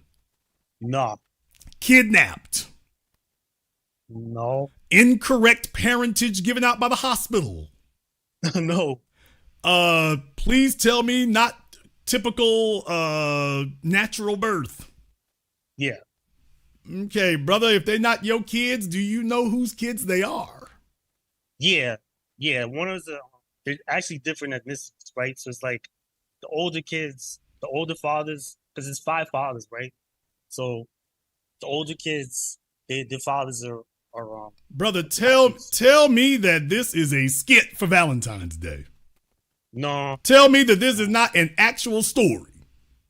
this is my life, man. Okay, where is Jerry Springer when you need him? Rest in peace, Jerry. Sir, Yeah, you married a chick who got 5 kids by 5 different dudes, 2 of them when you were married to her. right. Okay, how But, long y'all been married? Like when you say married, like you mean? Oh, Lord. What do you think married means? Let me find out. Okay, I guess it'll be probably 8 years. That's not what I asked you. I said, what do you think married means? Like living together as a married couple. Okay, define what a married couple to you is. We were living in the same house. It hasn't been for like probably. Okay, let's 2 try years this a different way. Have you and she ever gone to a little white building or a big white building where a man says, hello, would you like to get married? Sign this paper right here with both your names on it. Yeah, that was 8 years ago. Okay, 8 years ago. She has had 2 children by not 1, but 2 other men since then. Yeah. Well, I can see why y'all are quote unquote separated. I don't see why you're not divorced just yet, but let me find out. Were those pregnancies an influence on your current separated status, or was there something other than that? No. We had separated before that. Okay, what's the hold up on this divorce then? Well, it would place a huge tax burden on them. Okay, brother, it's placing a huge social burden on you right now. You need the tax break that bad? Yeah, cause yeah, I kind of do, cause like it would be about 9,000 a year that I would have to pay. Oh, I'm gonna have to speed up my program about survival sex. Oh, I gotta speed that one up. I can't get done with that one quickly enough after this phone call, sir. Yeah, She's got 5 kids. 1, 2, 3, 4. But if you love me, Mo, give me 5. She's got 5 kids. 5 by 5 different gentlemen. right. You said that 5 kids by 5 different fellas. Yeah, I don't understand. Okay. Help me to understand what she had 2 kids by 2 different dudes when you met her. right. And you thought what was going to happen? Well, I guess the thing is that I had knocked her up right away, so I figured, and I was in the Navy at that time, so I was like, all right. Well, that explains everything. Yeah. No offense. My military dudes are some of the biggest betas out there, man. It's because y'all get in the military and you figure Uncle Sam gonna take care of everything, so just do what I'm gonna do. And it's like, okay, and then you find out, oh, 95% of us are never gonna see warfare and never gonna get shot at. No, I'm not gonna die. Oh, hell, I gotta live with this. And that's where y'all end, and that's where the majority of you end up being. You thinking this is some Game of Thrones and you get ready to go off somewhere to die. And it's like, oh, no, you're not. No, you're going to be right here. You're going to be right here. Yeah. You're going to be right here, and she's going to be right here with you. Now she's getting your military benefits. Yeah. By the way, how many of those other guys were in the military? Actually, the 4th father. There you go. But he's going. So like the 4th father, he was so like after me, right? So like after me, the 4th father, he's white, right? She tried a white guy after me. He cut out, so he's gone. And then the 5th father, he's Filipino, and he still raises that kid. Well, I guess that takes some of the pressure off for you. Like before, you was the 3rd dummy. Now we got this. Hey, wait, Jason, there's a 4th and a 5th. Okay, well that takes some of the pressure off for you at least. It's like there's some guys. There's some guys who the guy who got with her with 3 kids by 3 different dudes. She's married. He got with a married chick with 3 kids by 3 different dudes. He's number 4, and then there's number 5. He got with a chick who got 4 kids by 4 different dudes. So all I'm saying is, man, all this community sex, boy, it's just she needs to be a public utility. This is not cool. This is not cool at all. Well, obviously you're jaded on that right there. I'm not making sport of it. I'm saying, dude, this is a hell of a position. How old are you, young man? I'm 36. Okay. 36 and got a decade more to go. Well, I mean, my daughter, I guess, yeah, like 11 years.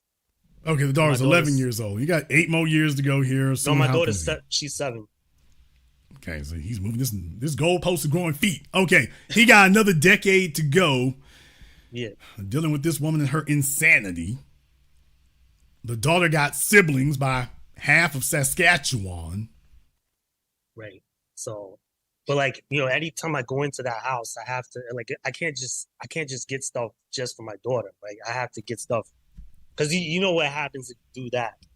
No. What'll happen if you only buy something for the child who is only yours, sir? Come on, you know what happens if you do that. No, I don't. Tell me. You know what happens. The mom's gonna get mad. First of all, the mom's gonna get mad. Then the other siblings are gonna get mad. The other siblings are gonna hate my daughter. Are gonna start to resent my daughter. And my response to that is, And deal with it, nigga. dude, are you kidding me? You didn't give birth to any of these people. 2 of them were the damn cheat on the nigga babies. What are you doing? If I show up and only get one for her, it's like that's the only one who's your child. Yeah, I mean, it's gonna piss the mom off. Okay, listen, fellas, I don't know how to say this to you all any differently here, and this is coming from a man with no kids. Jason, why are you yelling at me? Because he's silly. Sir, there ain't no love for a stepdaddy. There ain't, listen to me.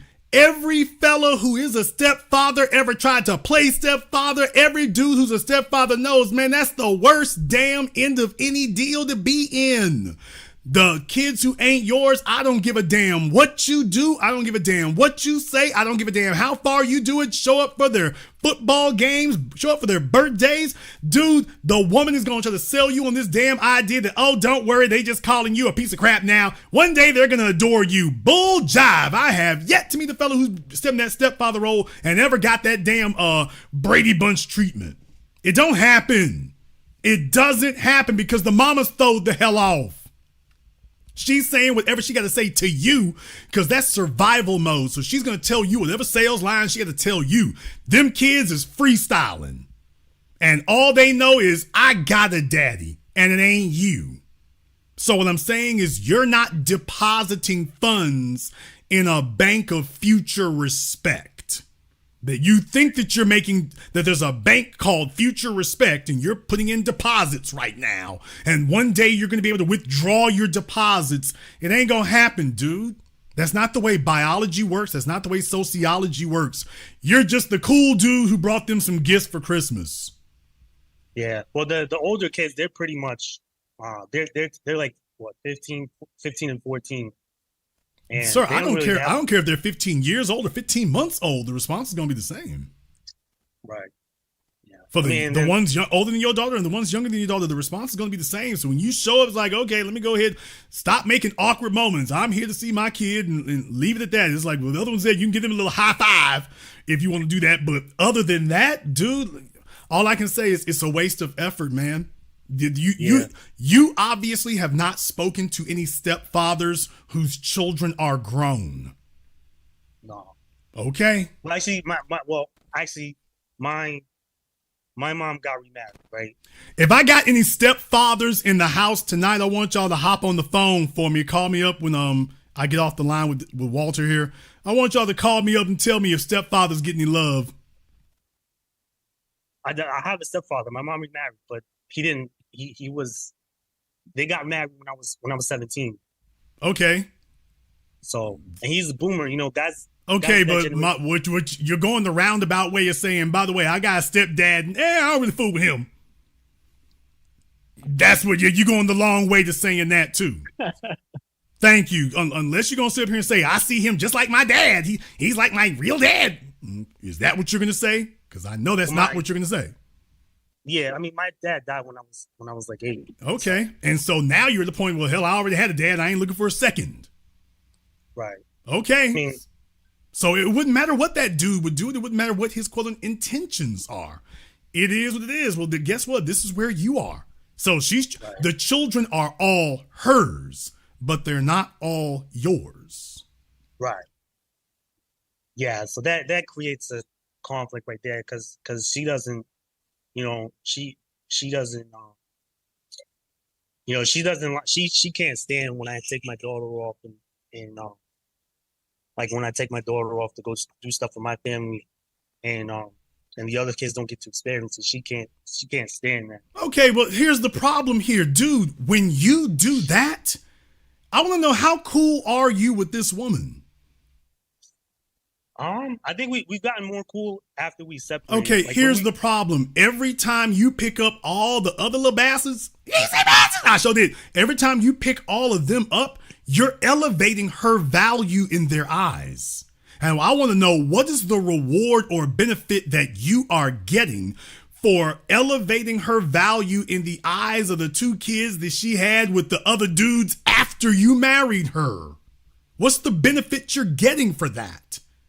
Because I know the benefits she getting. You giving her shine by you being the cool dude, taking all the kids to get the benefits that only one is entitled to. So we got two other kids who aren't entitled to anything, but your mama tell them, don't worry, I laid up with him so y'all get the benefits too? Tell me, where's your reward in that? I mean, I guess it's just all marital duty, But you don't have a marital duty to those children. What are you talking about, man? Right. You got a marital duty to one. Although, if you keep this up, you're going to create a legal situation where she can dump them other two kids on you. Now, I'm not going to do something stupid like ask you what state you're in, because then you really get yourself in trouble. Unless you're not in North America. If you're not in North America, I'll risk it. Unless you're in Canada. If you're in Canada, don't say a damn thing. Okay, never mind. If he's in North America or Canada, don't say nothing. I'm in North America. Okay, you're in the danger zone. My point is, dude, if you keep spending on them financially, she can obligate you. In case you didn't know that. Now, you said, oh, she got with a white dude and he split out. Okay, don't you know she's looking for somebody to fill that gap? She's already applying some sort of pressure to you, which is an insult, because, like, what the hell are you talking about? You had kids with two dudes after me while you still married to me. She hasn't shown you this loyalty. The fifth guy, the Filipino dude, he's she calls him dad and things like that, and because that kid, who calls him dad? The fourth kid, the white one. Okay, see, this is a game that females can afford to play, because she don't give a damn who the kids call dad, because she knows that she's the mom. Dad doesn't mean the same thing to the woman popping out the kids that it means to the man paying for him. Dad simply means this the fella designated to pay your bills. It does not mean this is my heir. Right. But I think the fifth guy, I think he's stepped in more in that way. Like I dealt with that kid when she was young. And y'all see the problem? See, this is the other way that I have a program on my Patreon about the single mother boot camp. I'm gonna have to update that thing, because I explained this before. You fellas spend time around these women. You spend time around these kids. And if a man has sex with a female long enough, he starts seeing her as a wife. And if he hangs around her children long enough, he starts seeing himself as a father. Yeah, I mean, I think we were only sexually active for like. Okay, dude. Okay, at this point, it doesn't really matter anymore. What I'm saying is that sentence you just said about, well, I've been around the kid and stuff, and yeah, you're taking on those affectations. You sure are. Yeah. In the spy business, is called going native. You've been in the environment for so long, you're now acclimating to it. Yeah. Even though you don't belong there. But I visit. I'm only there on the weekends. Like, I'm about to go there now. Clearly, that's enough. Clearly, you spent enough time. You're coming up with rationales to go deeper now. He's creating scenarios, creating rationales now. Can't justify them, can't make it fit, but he's jamming it in there. And what I'm saying is, I'm questioning some of your common sense. I'm not questioning your motives, and I'm not questioning your character. I'm also not questioning your intentions. I think you got the best of intentions. I want you to understand you got with a chick who's a sexual predator. Because this costs her nothing. Laying up with dudes and throwing out kids, this costs her nothing. Once she got pregnant by the first dude, that's it. She belonged to the game, and it's all downhill from here. So now she's getting over on every guy she can. And all of y'all have signed up to be meal tickets, and she's just cashing it in and whatnot, and she doesn't care as long as the ride keeps going. She's already cashed out. Yeah, I mean, the first two fathers, they don't contribute nothing. She doesn't clamp on them for nothing either, right? Because the first two fathers, they live in Baltimore. They're in Baltimore. And well, you got a northeastern accent, but it's further north. Don't say anything. Yeah. Don't say anything. You're further north. I already know where you're from. I'm just not going to say where it is because you'll get in trouble. So just be quiet. I know where you're from. Be quiet. Be quiet. You're already halfway down the lion's throat. Just be quiet. My point is, dude, I'm telling all the fellas out there, look, fellas, I'm not blaming you for laying up with the single moms. Stack them deep, sell them cheap. They're the concubines. That's perfectly fine. Don't get into any type of permanent attachment. They are the concubines. She's already demonstrated that's all she qualifies for. Put her in that box. Leave her in that box. Don't try to extricate her because it's going to be, you may not thought 8 years ago, I don't know what you thought you had going. You joined the military, what, a decade ago? Let's see, 2010. There you go. 14 years. Yeah. So, there you go. Right. So and you met her after you were in the 12. military. It was 12. Okay, that's fine. 12 years. And you met her after you were in the military. Yeah. Yeah, I was in. Was she in the military? No. Okay, she was just a toss-up floating around the spot. So there's my thing about it. She saw you coming from a mile away. Yeah. She knew you were in the military before she got pregnant by you. Yeah. Okay. Yeah. In other words, she knew, I'll be damned, he got benefits. Right. Unlike the first two. He got benefits. He been in for a decade. So I know he got his benefits. And their first order of business, let's get pregnant by him. So at least we got a kid who's bringing in some revenue. Yeah, because guaranteed. She got okay. She doesn't have to guess about it anymore. Your kid's bringing in revenue guaranteed. Right. Yeah. I mean, she got pregnant the first time we did it. Y'all fellas out here playing reckless. These girls ain't playing the same game y'all are playing. Well, I mean, the thing is, so I don't have a lot of experience. I don't have a lot of sexual experience, right? So I know. And I'm saying that's what I mean by she saw that coming from a mile away. Right. If you're socially awkward, you don't seem like you talk to females very much, she most likely approached you. Well, condom slipped off, basically. Okay, well, I'm saying, brother, TMI. TMI. In any case, most likely she approached you and things and made it very, very easy. And that's what they do to reel you in.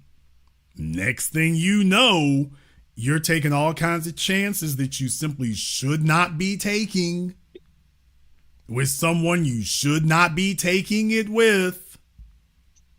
And next thing you know, welcome to 18 years of servitude. Yeah. Well, my thing about it is, I mean, I can only blame her so much. You saw what she was when you met her. I mean, but yeah, I guess I had never been in a long-term relationship before that. So, there was only so much I was going to see. It's not her fault. It's my fault. But there was only so much that I was going to be able to assess. Well, I don't want you to be, Well, certainly, if that's your only kid, hopefully we got that far along and that's it. But as far as she's concerned and the other kids are concerned, I mean, if you're asking me, like I say, dude, I mean, you can do that if you want to. There's no gratitude involved. There's no reward involved. Everybody's going to try to lie to you. I'm just the guy who's not going to lie to you. Yeah, so you can keep doing that, but you're taking the resources that's supposed to be going to your daughter, splitting them with other kids. And if you wind up getting pulled into court and she says up here, well, he's been paying for him all this time, and you get ringed into that, then you're going to be upset. And I'm just saying, you know, fellas, this chick ain't even been loyal to you like that. I mean, she ain't even been loyal to you like that. Because why did you two split up in the first place? And be honest. But it cut out. The sound come out. Why did you two split up in the first place? She did not. When we were married, she doesn't respect me at all, right? She didn't. No kidding. Right. So it's just. You don't say. What? Real, I'm shocked. Right. So shocked, I tell you. Poison dripping. You know, it was just going to be continuous. How long did you know this woman before she got pregnant? Oh no, okay. It was like 2.5 weeks. Because it was like I met her and then boy, three what weeks. In the hell's the matter with you? That's all I can say, man. That's all I can say is, dude, what do you expect? I've known her for 2 weeks. Let's get pregnant. Fellas, women can see when you're desperate. Females are trying to dodge. Males are making sexual advances to them from the time they're teenagers. They can see they know the ones they like and know the ones they don't. They know the ones who are dog desperate and they know the ones who got options. The biggest lie you can tell yourself is the female sees things the way you do. No, you don't. She can see if you're desperate. She can take a look at your face and see if you're the kind of guy who gets responses from females, if you're the kind of guy who has options. She can see it the same way a pimp can take a look at a runaway female and tell whether or not she can hit the track. Females can take a look at you and tell whether or not you're the kind of guy who alphas up on females and has options. And if she sees you're not, she just wanted to find out what you had going for you, and she found out you were in the military. And somebody in her family got her scheming and said, okay, let's go ahead and do that. By the way, now, you mentioned that she had tried a white fellow. Is she white? No, she's half black, half white. Okay. And you're probably, what, black and Dominican? Black. No, I'm pure black. Okay, brother. Well, that hair ain't pure black there. I mean, there's something going on with that. Both my parents are black. Okay. Both parents are black. All right. Well, yeah. We're going to check the genealogy on that one a little bit later. We can't do it tonight. We can't do it. He looking like Mario Van Peebles, talking about both of them black. So I'm like, okay, we'll come. He almost looked like Vin Diesel telling me both of his parents are black. So we're going to come back to this one. I ain't got time to unravel this one. Right. What I will tell you is about the kids and everything, your intention, I'm sure your heart's in the right place. I'm just telling you right now, I mean, this is the way that story goes. She's been trying to collect men to get her situation straightened out, which is never going to happen. All it does is create a bigger mess. And now you're in it and stuff, and you got a good heart, but she knows that.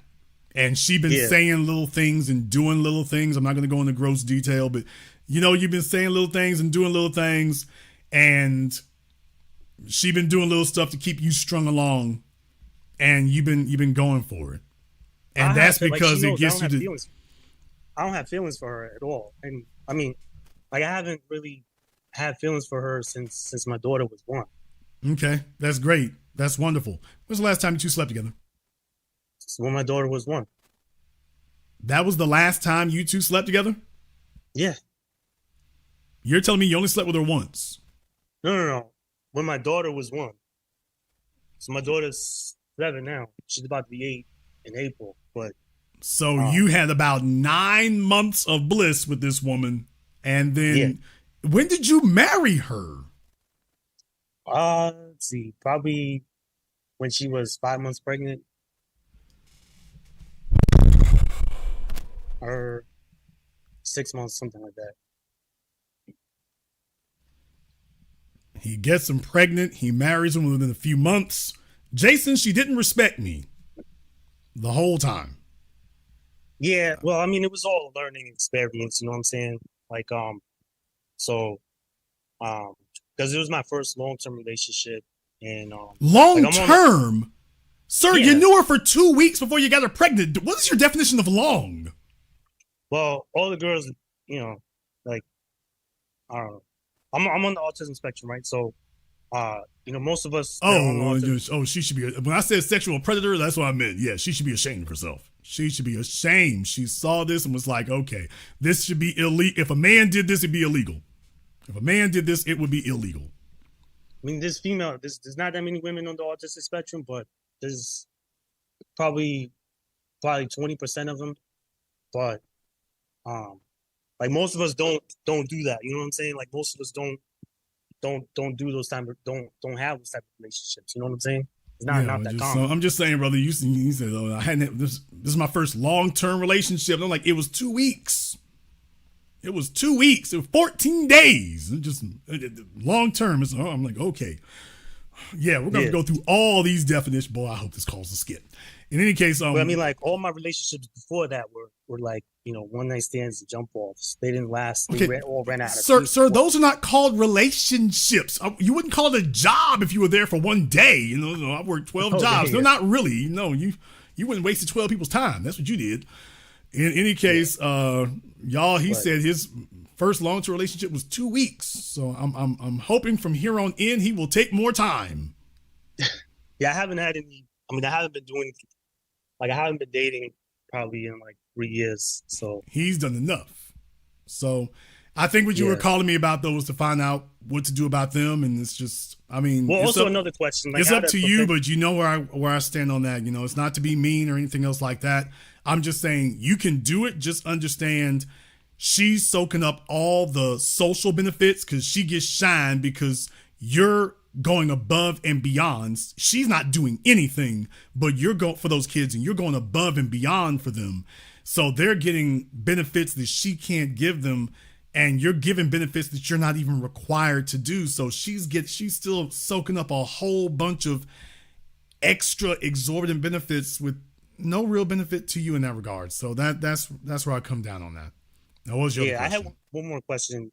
I don't know. This is a little bit more complicated, but like how to stop the whole, like, you know, the whole dynamic where she crashes and then I gotta come in and fix. I gotta come in and because like she knows like, okay, I can intentionally do that. I can intentionally crash, and then you gotta come put out the fire.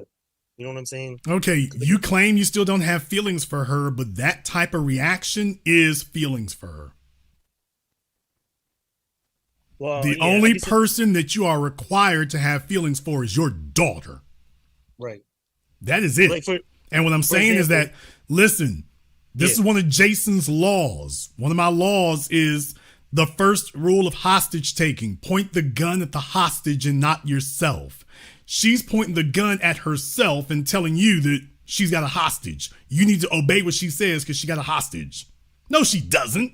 She's got a death wish. She doesn't have a hostage. Who's the hostage? Dude, you're talking about if she starts a fire and you got to go put it out. No, you don't. Yeah. Like, for example, a couple weeks ago, she hit a deer in her car, right? Okay. And I hope she got insurance. Right. So she got, so she got insurance, but she took that money from the insurance and she went and spent it. And go get full custody of your daughter and leave that woman to her own devices. She will do this to you for the rest of your days if you allow it. And you're just going to watch thousands of dollars of resources and years of your time go up in smoke for somebody you're not even with. This is what I mean by I don't question your intentions, but this right here, this is misguided intentions. She getting herself in trouble. She's got a mother and a father. They raised this mess. They can come bail her out. But this idea that you gonna do that, finish your damn divorce, pay your stupid taxes, Get full custody of your daughter, especially if you're with somebody who's prone to do stupid things or set themselves on fire or mess up their situation. Your daughter's sitting there. And if you go get full custody of your daughter, go pay your damn taxes and keep it pushing. All right, appreciate that. Thank you very much for giving us a call. I know he didn't like that. That was not what he wanted to hear. He's like, ooh, let me go take it easy. No, let me just lay it down just like it is. I got fellas in this chat room right now who are single fathers. And they will testify to what I'm saying. You can't spend your life trying to save her or bail her out or rescue her. She'll have you spinning your wheels for the rest of your life trying to rescue her. Sometimes the only thing that wakes people up is smacking hot rock bottom and somebody's showing them that they really will hit the floor. Your obligation is to your daughter and you're taking care of everyone except her. No, your resources need to be focused on her well-being, and everybody else is secondary and certainly not obligatory to the point that they have the luxury of making a mess. Caller Miracle 571, you're on live with The Business. What's your name? Where you calling from? My name is Shakir. I'm calling from Arlington, Virginia. All right, Shakir from Arlington. What's on your mind? You were talking earlier about power. And while you were talking about power, I was reading a quote from Mao's third wife, who was part of the Gang of Four, and she committed suicide. But anyway, she said that sex is engaging in the first rounds, but what sustains interest in the long run is power. Very true. Sex is an act like any other. Power is a constant condition, or lack thereof. Weakness is a constant condition too. So sex is something you can do. Power or weakness is a condition that you must live under. Or as I call it, even if you're having sex for 30 minutes, power or weakness is the other 23 and a half hours of the day. So what keeps a female to a man is power? Competence. Competence is the first thing. Competence is what gives you value. Competence transcends money and finance, though your financial competence is always going to be weighed. So competence, your ability to finish what you started. If a female sees incompetence, she will at best avoid you or at worst take advantage of you. Anyway, I just wanted to share that with you because it was ironic that while you were talking about that I read that quote. Black first. Black first, brother. Thank you very much for giving us a call. Let me get call from area code 305. You're on live with The Business. What's your name? Where you calling from? TVA, what they do. It's your boy One Love out of Miami. One Love out of Miami. What's on your mind, brother? And beautiful broadcast, TVA. Beautiful. I know you've been doing this same Galentine for years, way before passport bros, all that other crap. But it hit home. It really hit home this year. For some reason, for me, you know, I hadn't talked to my sister for years, and it was because I told her what you spoke about earlier in this program. You hit a key point. You said a woman can't tell or raise a man, which I always say that, because she doesn't know how to be one. Just like a man can't raise a woman and tell her what it's like to be, you know, in a group of women. Just like the woman can't tell how a man's supposed to be around a bunch of men. That's so key. All I told my sister was her son was 17, my nephew, and neither one of us had our father in our lives. Same father, same mother, but he wasn't in our lives. And I tried to tell her, hey, he's at that age where he, you know, like we say, he's smelling himself. And I told her, you could be the greatest mother in the world, but you cannot be his father. But she was one of those women, you know, that feel I'm his mama and his daddy. And because I told her she can't be his daddy, that, her and the father wasn't talking, she got mad at me for the truth. So when it hit home, it was because you trying to tell them, like you've been telling them, it's Galentine's Day. It's going to be the death of y'all. And they don't want to hear it. They hate to hear the truth. That's their kryptonite. And you hidden it. And just to summarize everything, I don't celebrate any holidays. I don't celebrate birthdays. But today is a special day. My oldest son just turned 10. And today, on the 28th last month, my other son, youngest son, turned 8. This is the last birthday that he gets. I don't celebrate it, but I don't want to steal my kids, childhood. But I told them, after 10, no more birthdays, no more birthday gifts, and no more belt. You can hang at 10. Like you say, the world ain't your mama's, crib. But this is my house, and we still married. I've been married for 13 years. But it's not about how they feel. It's about survival, as you said. That's why it hit home so well. So I just wanted to ask you this one question. When it comes down to, as a man, your beliefs, and of course, my wife doesn't have the same feeling, but I'm still the man. So I'm feeling it's reactionary when you're talking about the Galentines, because the females gauge you. They gauge you on your reaction. So that's my question. Is all of that for these holidays, these special dates, or how they treat you, is it all reactionary, or is it their biology, TBA? Well, I mean, it's biological. Females are emotional, and ritual days, hit dopamine and, give them the time to be creative. So all the things that make females, ritual days are right up that alley. That's why females love church. That's why they love parties. They go to the club more than men do. So that has a significance to them and resonates with them on a very deep level in that regard. And it's good because, that's part of cultural adhesion. As I've always pointed out here, rituals are a part of cultural adhesion. So birthdays serve a purpose. Holidays serve a purpose. Pretty much every culture in existence has created that. We understand the reason why they exist, and they do serve a function. You need things that remind you who you are, not just as a person, but as a group, because you're a member of a group. So rituals do that. So that serves a purpose. And for the female psyche, that's the part of it that resonates with them. So what do you say when the response comes back or the perspective comes back?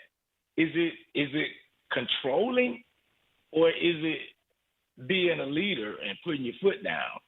Well, what response? Came up with, when a female or the female's friends or family, start to say, well, he's controlling because you came up celebrating all of these things. He doesn't do that. Yeah, but it's my house. Am I being controlling, or am I just being the man? Yeah, look, it's like this. Keep your families out your business. And that's a real thing. The old folk said that. Is the new niggas talk silly. The old folk told you keep folk out your business. They're not paying the bills over here. They're not this, that, and the other. She laying up with you, not them. Correct. The bottom line is she's in your bed. They're not. They don't have a say in this kind of thing. If you're the man she wants to be with, their job is to cheer for it or be quiet. But their place is not to speak against it. You're the man who's running that house. If somebody sits up here and tries to take her damn head off, you're the one who's expected to step in front of bullets, not them. They don't have a say. They don't have one. Absolutely. As long as she's cool with it and she knew what she was getting into when she met you. So if she was cool with it, then they ain't got nothing to say. They really don't. And that kind of talk is poisonous.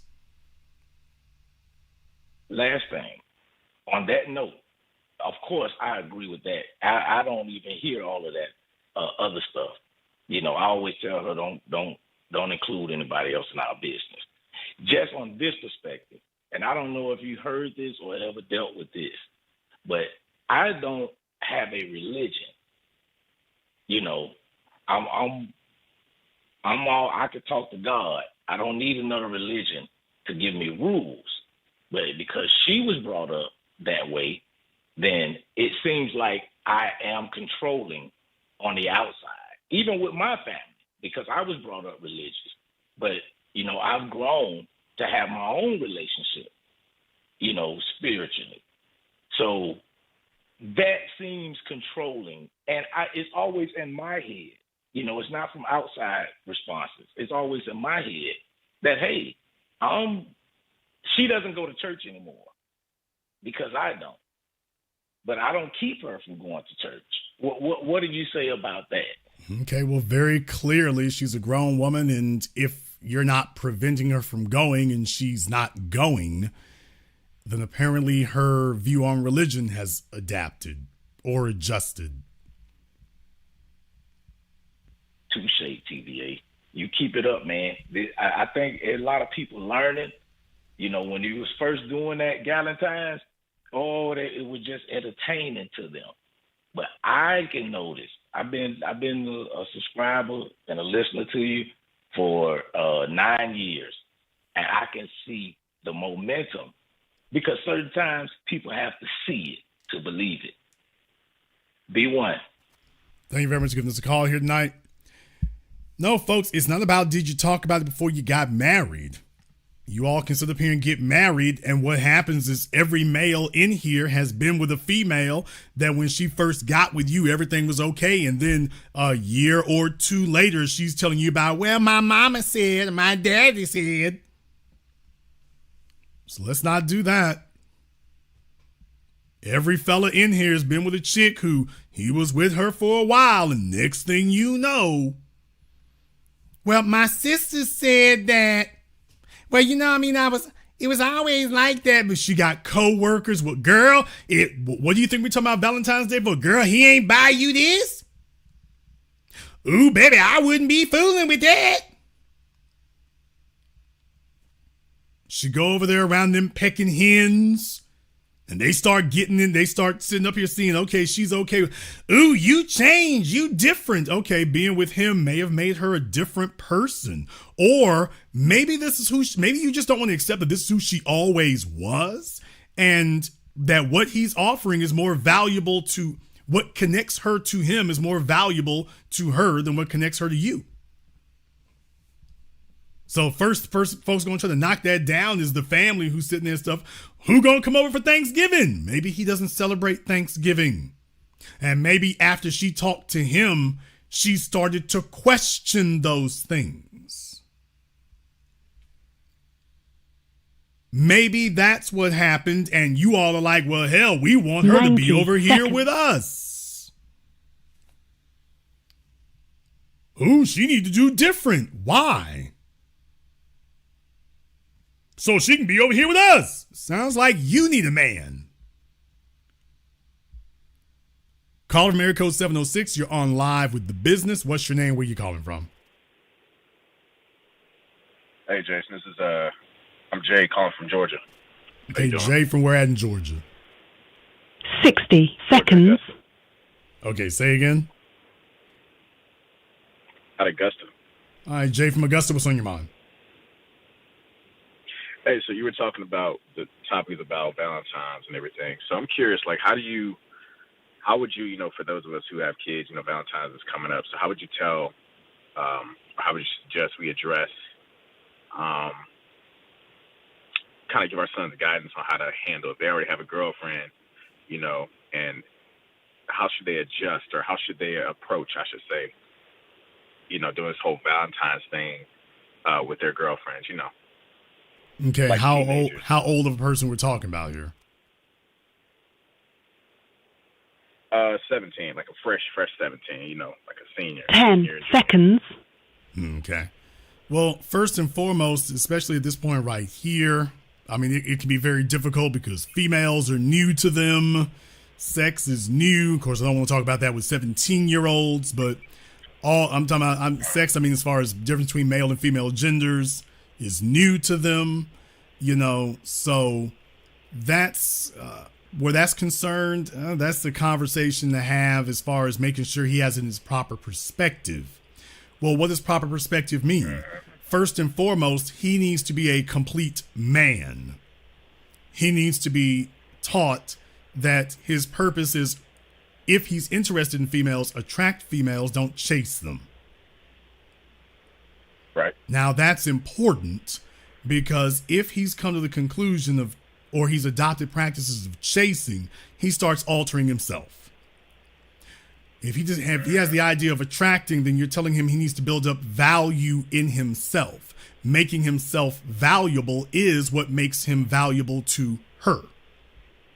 What does that have to do with Valentine's Day or anything else like that? Listen to me, Valentine's Day is just another day on the calendar. Now, its significance or the practice that you do, okay, that's something to keep in mind, but Valentine's Day is just another day. What it represents is something, however, that extends further than just that day.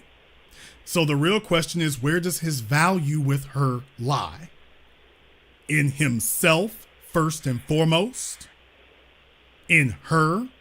Or somewhere in the middle? Now, please keep in mind, females keep dudes around all the time who never bought them a napkin.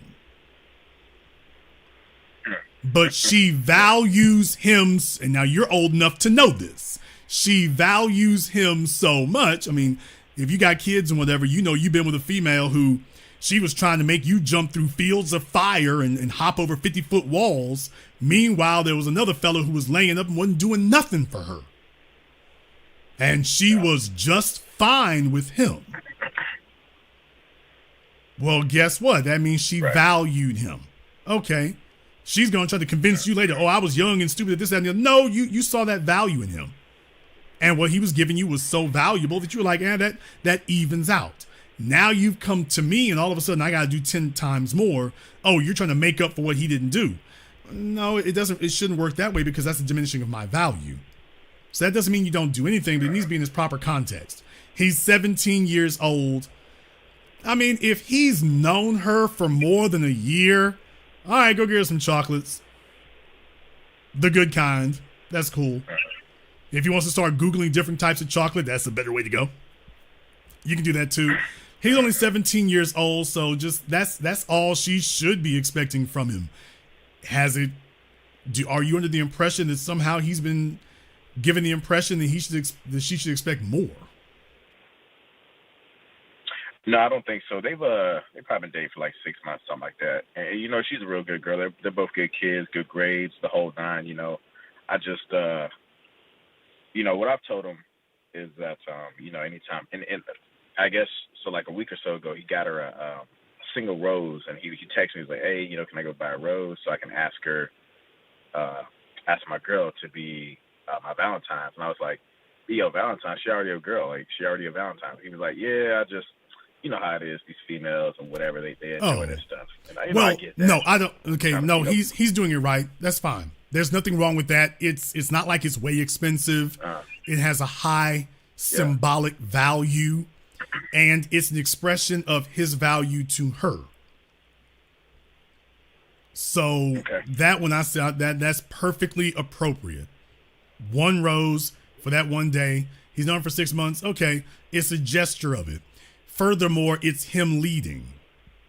That's the other thing. That's him leading. So there's a lot of things that goes into is feeding the troops. It's an expression of things. It's a tangible, is a tangible expression of something. So, but it's not something over the top or whatever. It's what a 17-year-old needs to be doing. So I don't see any problem with that whatsoever. Now, if they're still together in a year, we'll see what happens. But at this point, I don't see any problem with that ever. That's right where he should be. Understood. All right, I'll roll with that. I appreciate your input. Thank you for giving us a call. And look, he's 17 years old. That's fine. He's on for 6 months. That's cool. Remember, they're in their school years. He's getting ready to graduate here soon, by the way. He's getting ready to graduate. So I don't see any problem with that. It's a very modest gesture. It's nothing over the top. It's nothing expensive or extensive. Not a problem there. He ain't tricking or whatever. And furthermore, you want to get into the practice of doing these things. You know, as a man, you do want to be able to be in the practice of it. I'd hate for him to be 25 years old just starting with this. No, that's what you got your high school years for. So he's dipping his toe in the water. That's cool. That's fine. That's fine. Caller from area code 864. You're on live with The Business. What's your name? Where you calling from? Yeah, this is Brandon Nesbitt from Clemson, South Carolina. All right, Brandon from Clinton. What's on your mind? Clemson, not Clinton. Okay, Clemson. My mistake. What's on your mind? Yeah, go Tigers. Well, I was involved with this woman. Well, the last 4 girls I dated were single mothers. And, you know, that's before I had the, was able to consult with the compendium of red pill content that I look at. How many kids you got, Brandon? None.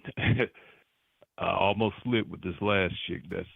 She was the one, small white girl, blue eyes, and there you go. The most powerful, love bomb that anybody could ever imagine. I mean, she had that. Oh my God, that messed me up. But that made me, that weakened me, and made me have a disregard for the things that I've learned. And she was, I found out through,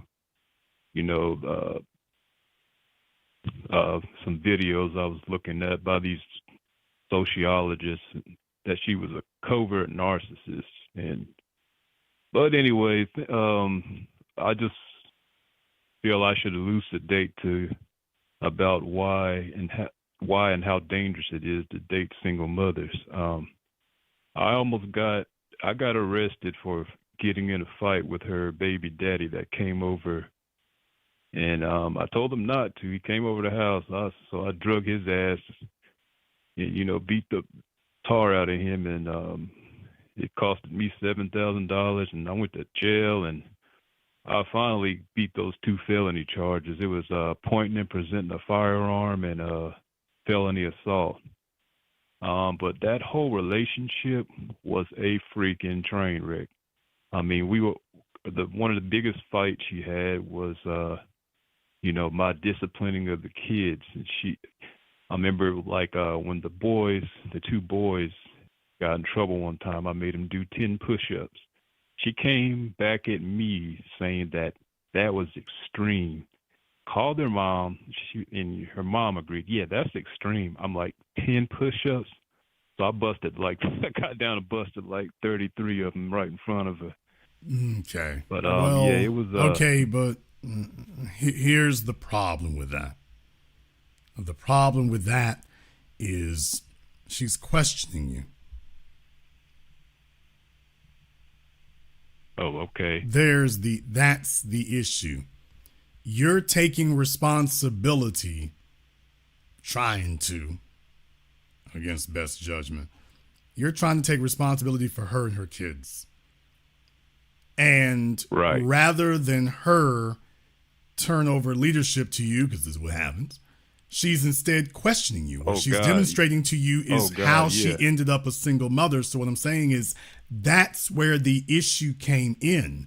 She's a single mother because she's demonstrated she is unfit to be under a man's management and leadership. That was where the problem was. So you getting down and doing push-ups ain't doing nothing but getting you sweaty.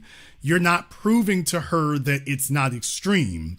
What you're doing is trying to negotiate with a terrorist.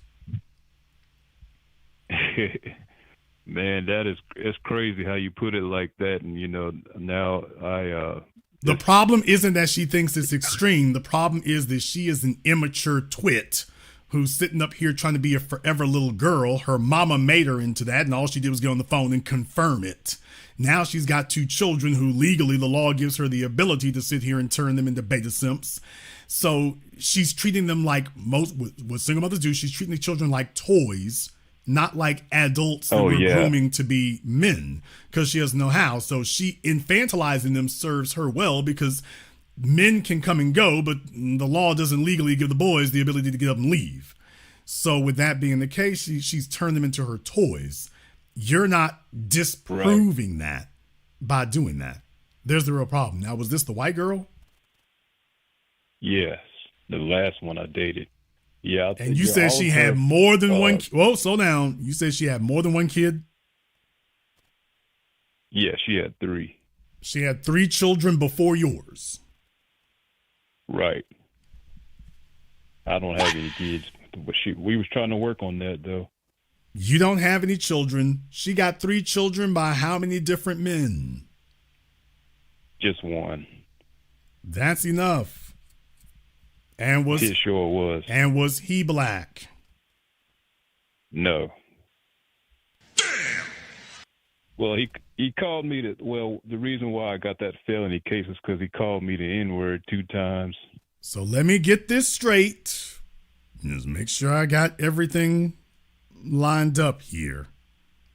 So you began dating as a black male in South Carolina, because we all know the wonderful racial history of South Carolina. He was dating a white female who had 3 children by a white male, I'm assuming. Right. A white male with racist tendencies, and therefore birds of a feather flock together. So you ain't gonna you're not gonna convince me that she doesn't have those tendencies. She had 3 kids by him. Now, was she ever married to him? Yes, 6 years.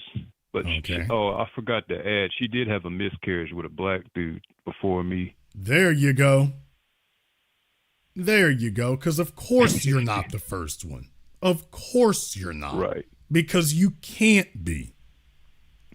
So anyway, her ex-husband, you meant to say, not her baby daddy, her ex-husband wants to come by the house because this dude that she's dating wants to discipline his kids. Right. Do you see the problem? Well, like not discipline, but instill discipline in them. Do you see the problem? Yes, I do.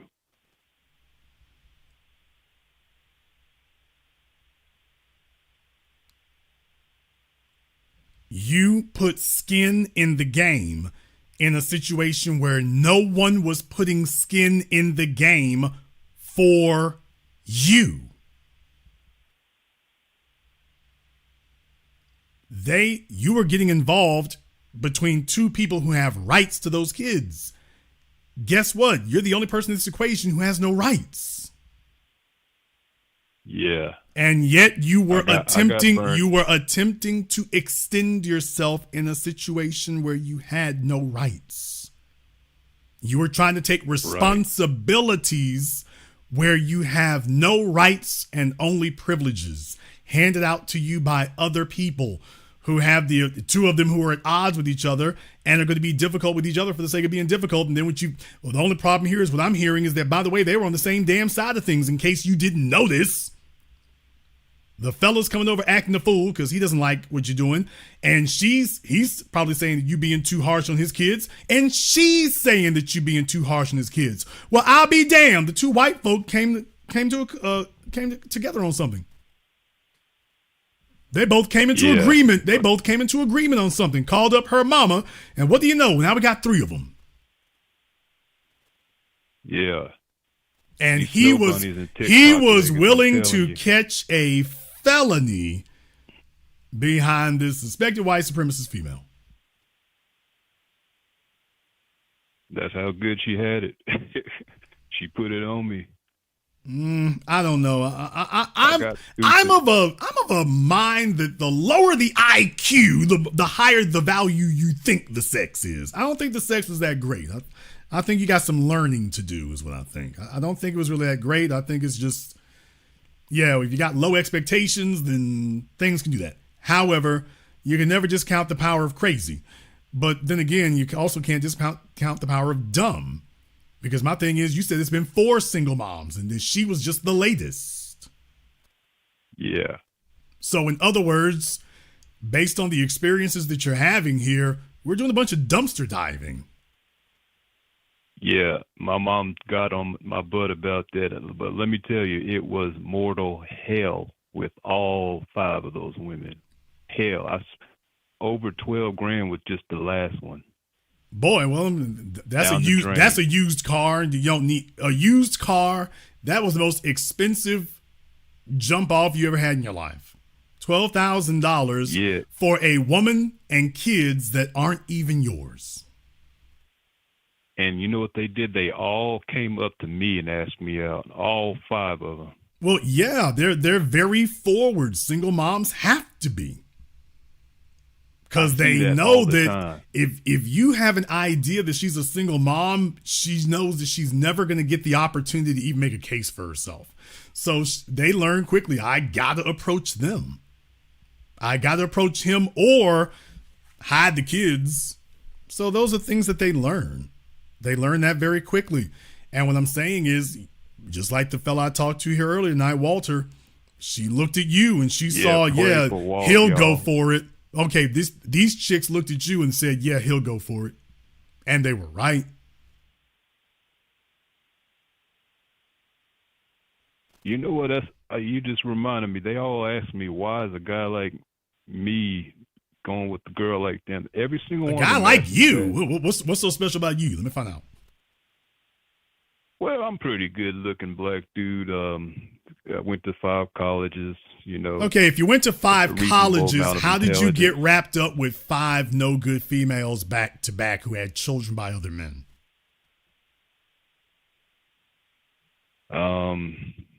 Not watching enough of your show. Lie. Okay, well, first of all, it's a broadcast, sir. Steve Harvey has a show. D.L. Hughley has a show. Oh, man, did I make that mistake? I'm sorry. Okay, yes, he certainly. I've been to 5 colleges. Yeah, sure you have. Moving right along here, the bottom line is very clearly these could not have been prestigious institutions of higher education and learning because clearly your college years don't reflect on common sense. He was trying to make a wife out of all these broads. It would be different if you were calling me up talking about I was just floating through. That would be a different discussion. It'd be different if you were telling me about how they were crazy over you. That would be a different discussion. If you were telling me about how they were busting out for you and doing all this stuff for you, and you just, all you did was float through and you needed something or whatever, that would be different. No, he was trying to figure out how to lock them down. So that tells me about your value. That tells me about your value. I would have respected Russell Wilson if he was dating Ciara and left it at that. That's what she qualifies for. I'm like, dude, this is every type of stupid that you decide to take it beyond that. In your case, if you had just left it there, I could have respected that. I'm like, okay, put him in their slot. He's got 5. You could have been dating all 5 of them right now. You could have had all 5 of them in rotation. And not be sitting up here trying to do. Okay, the bottom line is the reason you'd rather die is because that's what simping does. Dude, There's nothing that you got from her trying to turn her boys to men that you wouldn't have gotten by just coming through once a month. Yeah, nothing. Exactly. And save yourself the other headaches. The other dude wouldn't even know you there. You supposed to take her to a hotel somewhere and send her ass back home. That chick put me in a mental hospital. That's called separating the benefits from the liability. If you had just taken her to the damn Holiday Inn and hung out for the weekend and sent her ass back home, you would have gotten all those triple X-rated benefits you talking about. and you ain't dealing with none of the liabilities. And eventually the ride's going to come to an end, although in your case, you were trying to avoid that too. You didn't want the ride to end. So what I'm saying is, okay, this was obviously an outrageously flawed situation. She's number 5 in line. He didn't learn his lesson after number 1, 2, 3, or 4. He's regaling me about his degrees, and he didn't learn his lesson after 1, 2, 3, and 4. And his trip to the mental hospital was probably not his first. Yeah, it was second. See? Yeah. Y'all are going to learn not to question Jason about this. By the way, y'all sitting there, I already know what the game is. Ooh, hospital. Yeah, I know what it is. That's not his first one. No, it ain't. She's not his first, and this ain't his first. So, no. What does your dad think of all this? He thinks I'm a loser.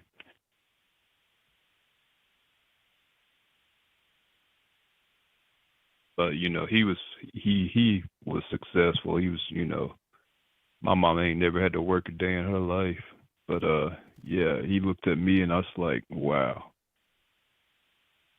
His son is out here talking all slow and slurred and chasing every single mom out there who'll have him. They're not adding any benefits. They're not putting money in his pocket.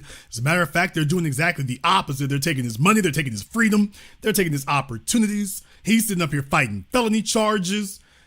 For what? What in the hell is that woman doing that's worth all that? What were any of them doing? So what I'm saying is the problem's not them, bro. What about your standards? What about your standards, man? Yeah, you're exactly right. I mean, you have profound wisdom on these type of things. I can't even, you know, I can't even rebut that.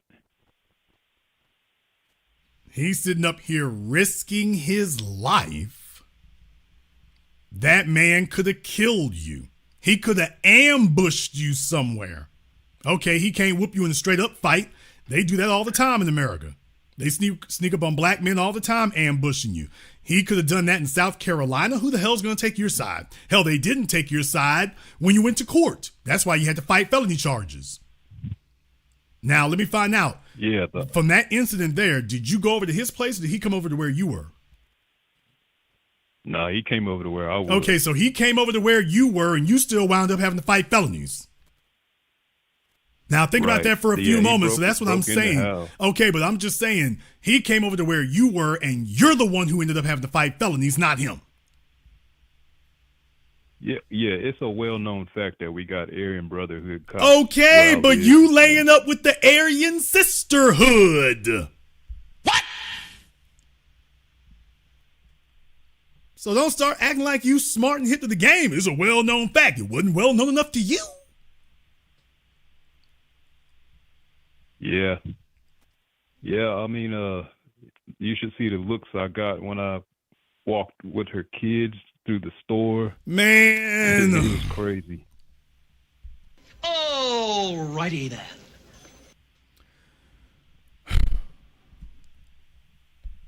Boy. Yeah, decent looking strong black dude with 3 white kids. I don't want to say that somebody deserves everything that happens to them. I don't want to say that because that just seems inhumane if I say that. I don't want to say a fella deserves everything that happens to him, but dude, no, you're not the loser, your father is. Because he raised you to think that that was okay. And if you sit here on my phone and say that she never called you a nigga or some off-color remark, I'm going to tell you you're lying to your face.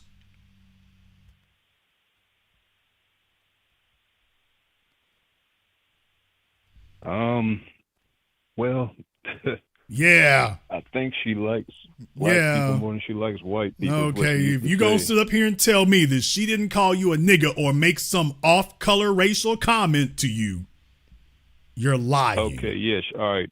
She said, well, when her kids had lice and they came over, she brought them over after I told her not to.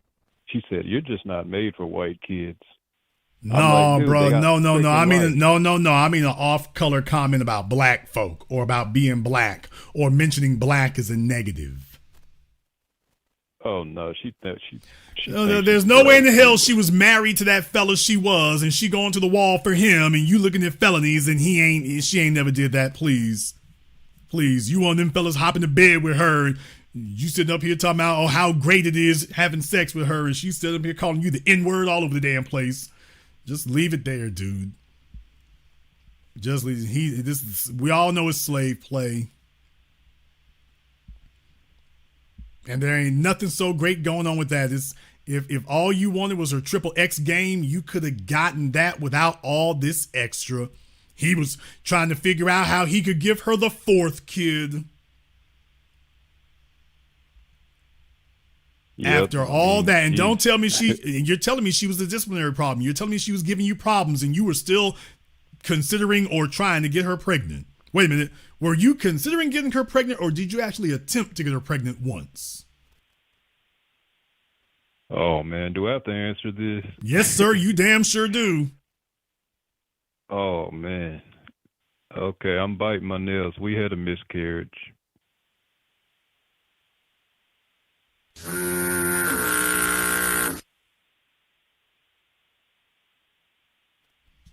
Yeah, there you go. He would be on my phone right now, boo-hooing and singing the blues about how this chick tried to lay a felony on him and he just want to go see his kids, and this is where we would be.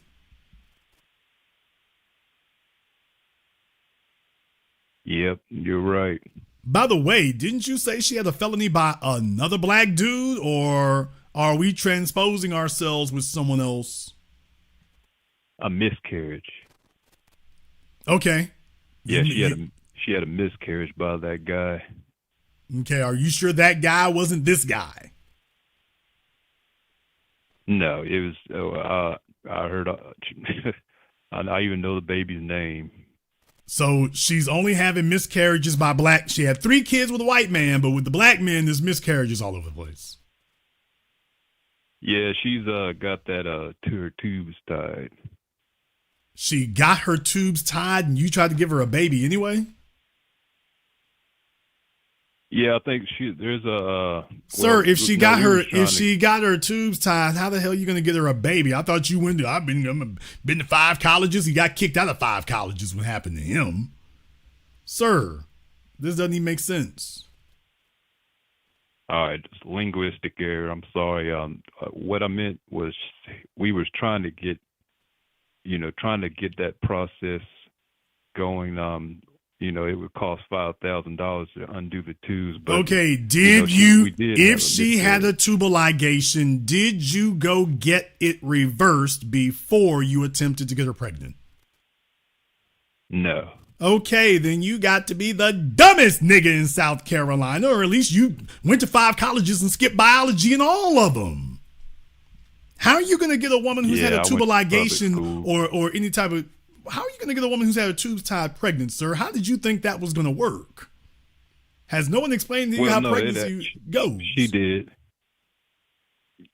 Yeah, she did. But I mean, what happens is on the uterine wall, the egg won't adhere. Okay, to sir. Yes, that's the whole damn point. No, sir, she's not going to carry it. The whole point of tying your tubes is so you cannot carry a child to term. That's the whole damn point. Now, you can make a tubal pregnancy or some other life-threatening situation. But the whole point of that surgery is to prevent either getting pregnant or successfully carrying the term. Right. Well, guess which one you qualified for? And not just, there's 2 of y'all, like, that don't sound right. That sound like she's doing something or she's going off. I can't believe you'd be that dumb to think that was going to work. So she's either able to get pregnant, she's either having abortions or doing something to miscarry. I'm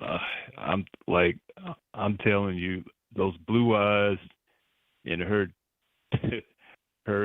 asking them. No, TikTok he's niggas, not they had on me the spectrum. wrapped around He's her off the finger. chain. No. This caller is not on the spectrum. He is off the hook. That's where he is. He's off his rocker, not on the spectrum. Sir. Mm-hmm. When did you all split up? About a year ago. A year ago. Yeah. Do you have a picture of her? Oh gosh. You're not. No. Nobody. Yeah. Nobody. No, I'm not asking you to post a picture of her. I'm asking her. Do you have one? Oh yes. Okay.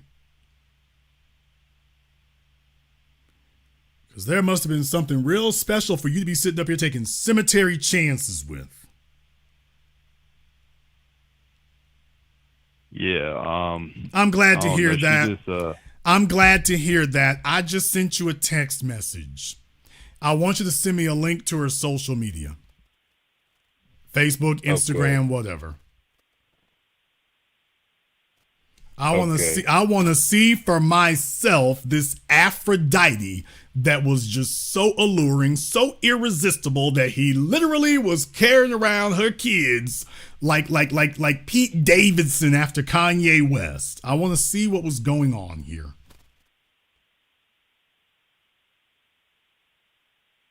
Okay.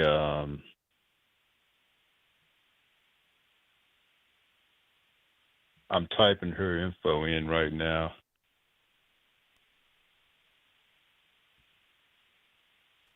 Fellas, his whole life is just, brother, how old are you? 37. Okay. Well, you gave me a name here. It's not a link. So where does this go? Oh. Okay. I haven't been on her Facebook. Let me see if I can get it. You know you can. So let's not play that. If she had you all starstruck like that, you know exactly where to find her. So let's not play that game, brother.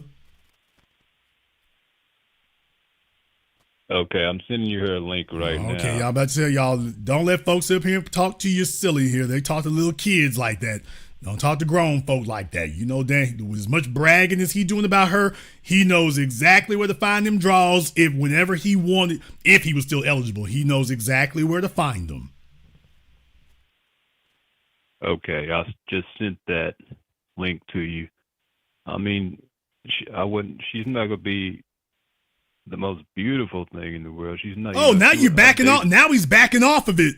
Y'all notice how quickly that happened. First he said all that. Now he's backing off of it.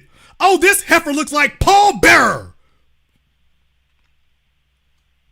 She had a few idiosyncrasies and peculiarities that I liked about her. Dude, are you?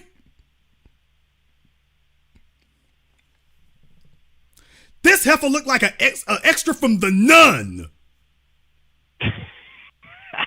What are you talking about? And all these cats? Brother, I was about to say half a dozen cats is more than half a dozen. Yeah, we had 6, but they probably the one. So you was sitting up in the damn house with all them cats. 6 of them. Yo daddy needs to have his ass clotheslined. Oh hell, wait a minute. Is this you? Oh God. What is it? What are you looking at? I'm looking at a picture of her and a black male.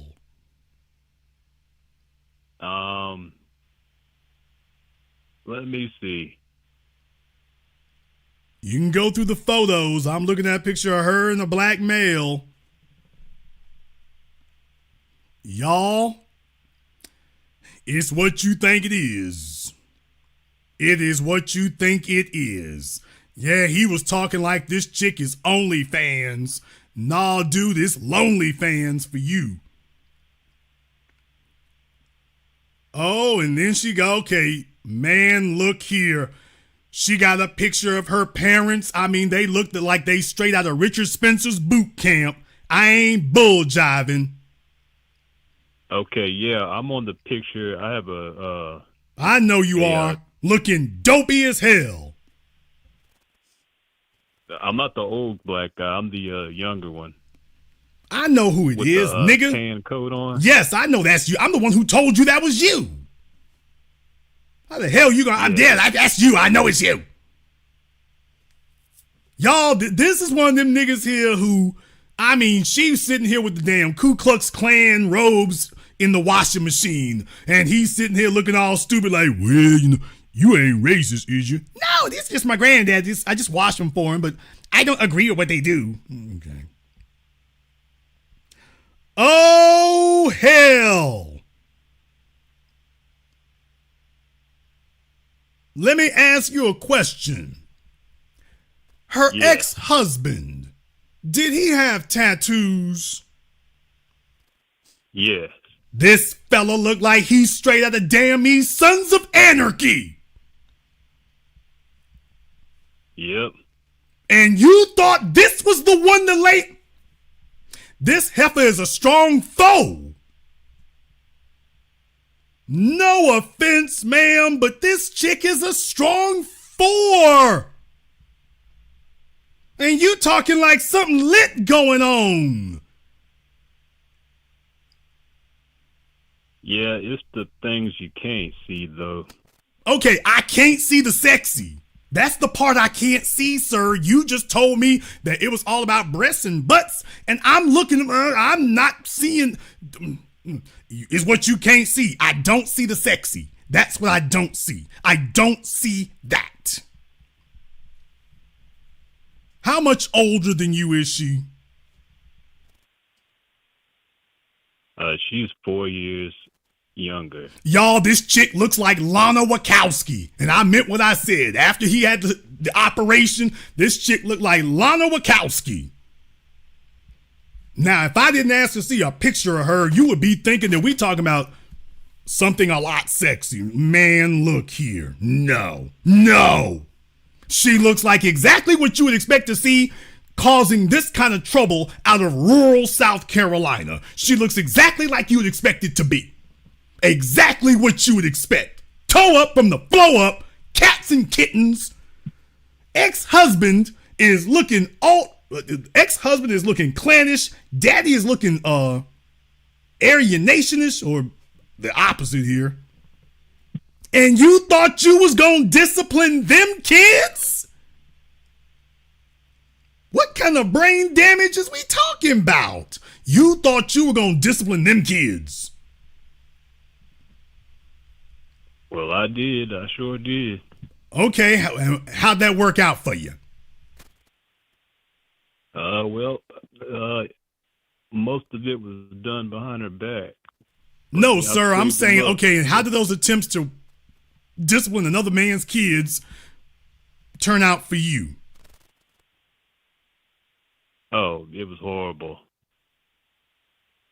My whole thing is, brother, look, I'm tall and good looking. Apparently you don't think you are because you ended up with this. Clearly you don't. Yeah, I had a self-hatred. I've been like that for 20 years. That's why I went to rehab and everything. Man, look here. I'm looking at this picture of a family get together. I'm like, oh, dude, they'd have taken your ass off in the damn swamp somewhere and you'd never be seen again. This is how black males who do that, this is how y'all end up in those situations. Folks, he looks like the kind of black dude that you would expect to see go off into the damn woods with some white folk at 3 a.m. talking about we going duck hunting. He would walk right off with them. I'm talking about Black Forrest Gump. He'd walk right into the woods with them. Okay, hey Dad, we gonna go duck hunting here in a few hours. I'll see you tomorrow. They all sitting behind him like, yeah, you sure will. Why y'all bringing that 55-gallon drum and some diesel fuel? Oh, it helps attract the ducks. All right. We want you to sit in the back of the pickup truck so you don't leave any DNA inside. Just sit in the back with the all right, I'll be back there. Off into the damn woods they go.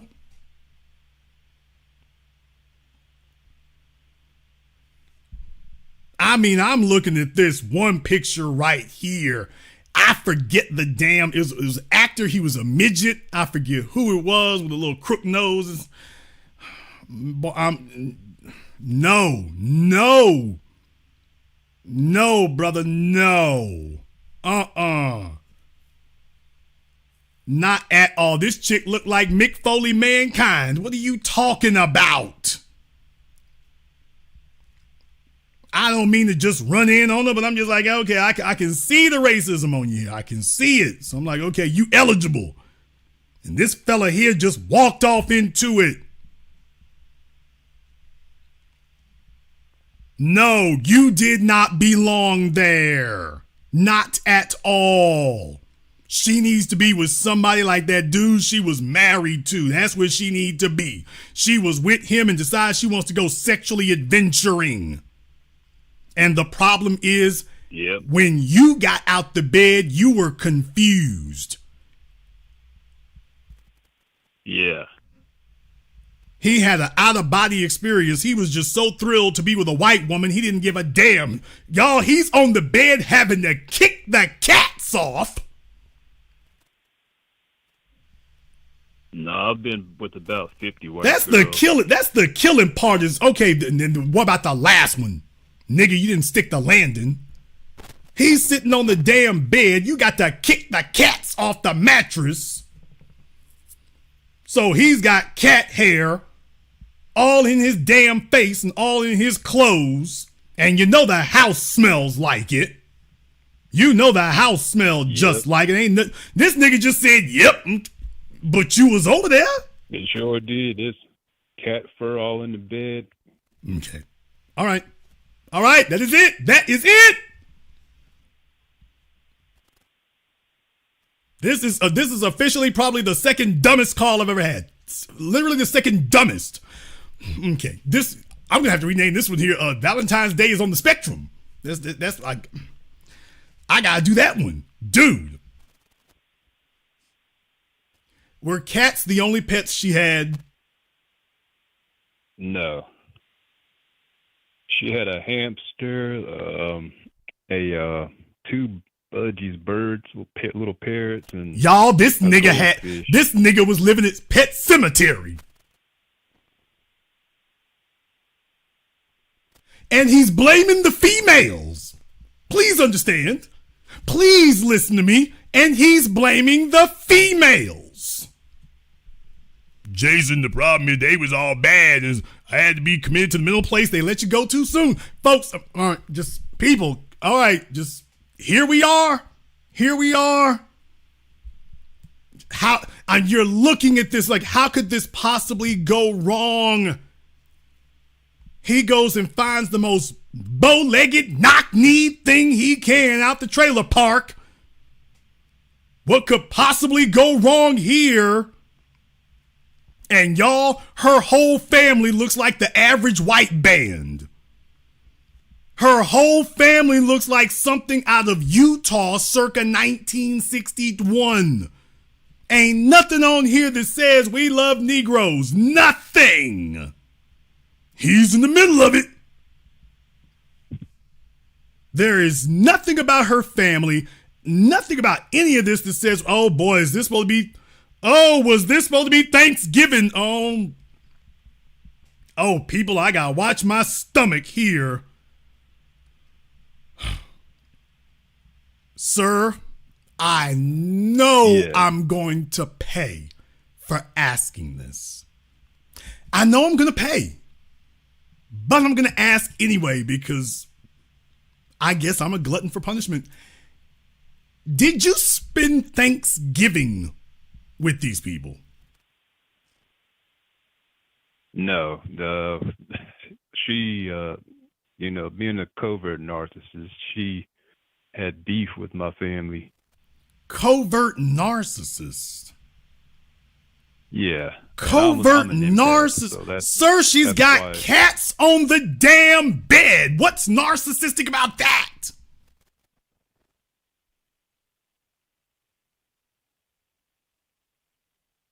She literally violates every single rule I have told you all. Tats, brats, ats, pets, plants. She violates every single rule. So you never spent a Thanksgiving with her. No, it was, oh gosh. Y'all, I'm looking at this right here. I'm like, oh, was this supposed to be the holidays? Have a merry Mayo Christmas. That's all I can say about this. Have a merry Mayo Christmas. And he's just not sitting. Even that Miracle Whip. Dude, nigga, you was sitting there whipping it up. Oh, no, brother, you shouldn't. And I've been with 50 white women. I'm sure they all look worse than this one. This was the high water mark. I admit she was probably not one of the most attractive. Oh, now he's trying to play it down. Before I asked for a picture, she was a dime. Now, as soon as he sent me the link, by the way, she wasn't the prettiest. Oh, that's what you said a minute ago. That wasn't what you were saying a minute ago. This heifer looked like Witch Hazel. No, dude. No, the rest of them look just like her, if not worse. Knock it off. Fellas, this what happened. You lay up with it longer. Look worse than her. What was that? Maybe a few look worse than her. They were some porkers. Sir, I'm pretty sure you don't turn down nothing but your collar. Yeah, and that's bad. I don't know what I was thinking. Your father needs to be beaten with a barbecue fork.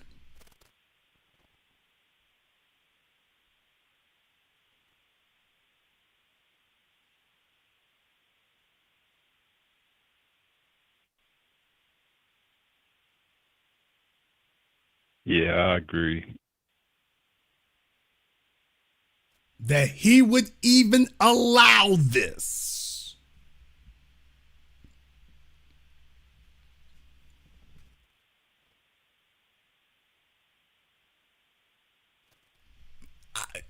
This just boggles. You all don't see what I see, but this just boggles the mind. It shocks the conscience. He just set all of us back by 30 years, okay? Because all of us he has single-handedly set back every black person in South Carolina by 30 years. There goes Charleston. Just this one fella here alone, just with this one relationship, we ain't gonna be able to say nothing to them folks. Yeah, I guess I did. I'm sorry, y'all. Have you learned your lesson, sir? Yes, I have. Yeah, I mean, it's just listening to wisdom. It's like, I don't know. I think I'd like to think that I've matured and, well. Okay. I need you to go get your tubes tied. That's what I need. I need that one. You said you got her. Y'all got her tubes tied. I need yours tied next. Is what I need. I need that. You have my permission to attempt to do it at home on your own. By the way, you go get a do-it-yourself kit. You have my permission to try it on your own. Yeah. But I need your tubes tied now. Is what I need. So we started with her. I need yours.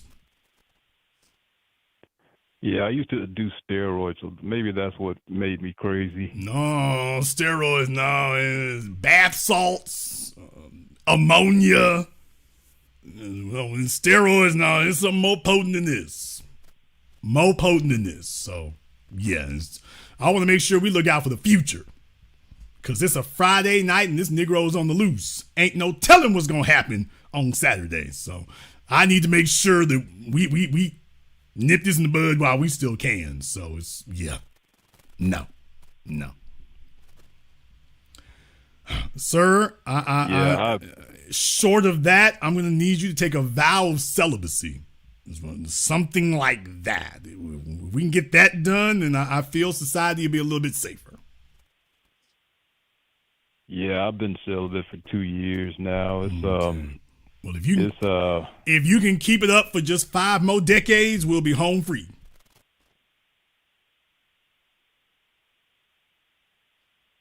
If you want some kids, we'll see if you can adopt. I didn't even want kids. She manipulated me into if you don't thinking I quit. did.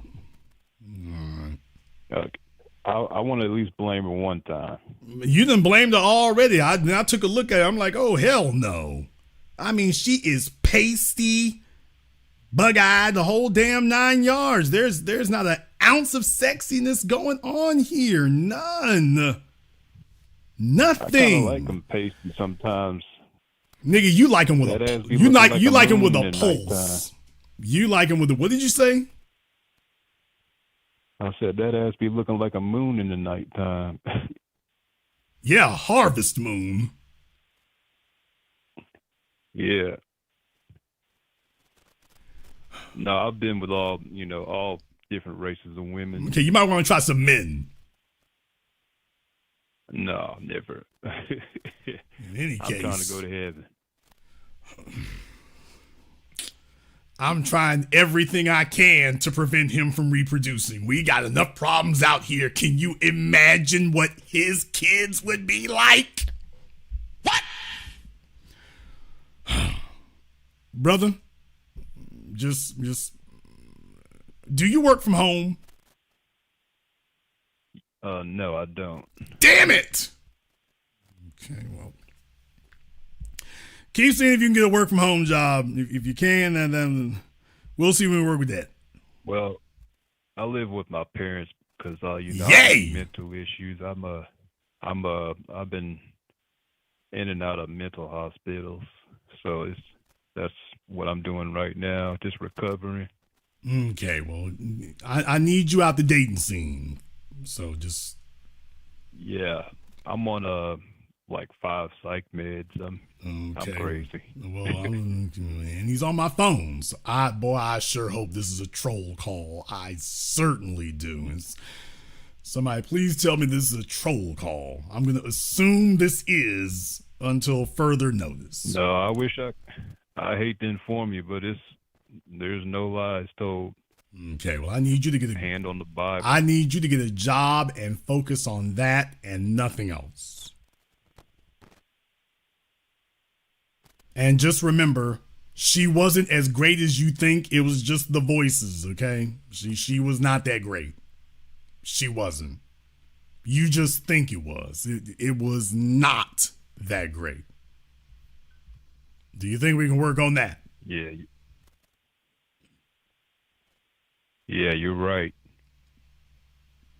Thank you very much for giving us a call, I think. Okay.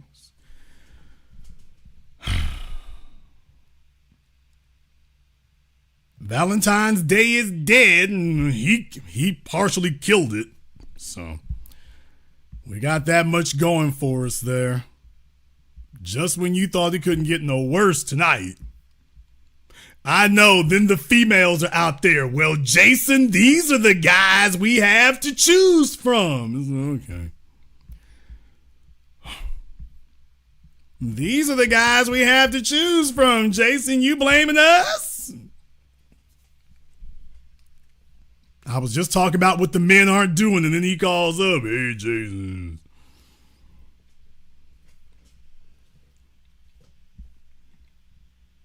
He's talking about he got mental issues. He didn't have no mental issues when he started walking back her looks. He was telling me how great her looks were until I said, let me see a picture. And he started walking that back. I'm like, oh, you're swift enough for that? He got that one. He snapped out of it then.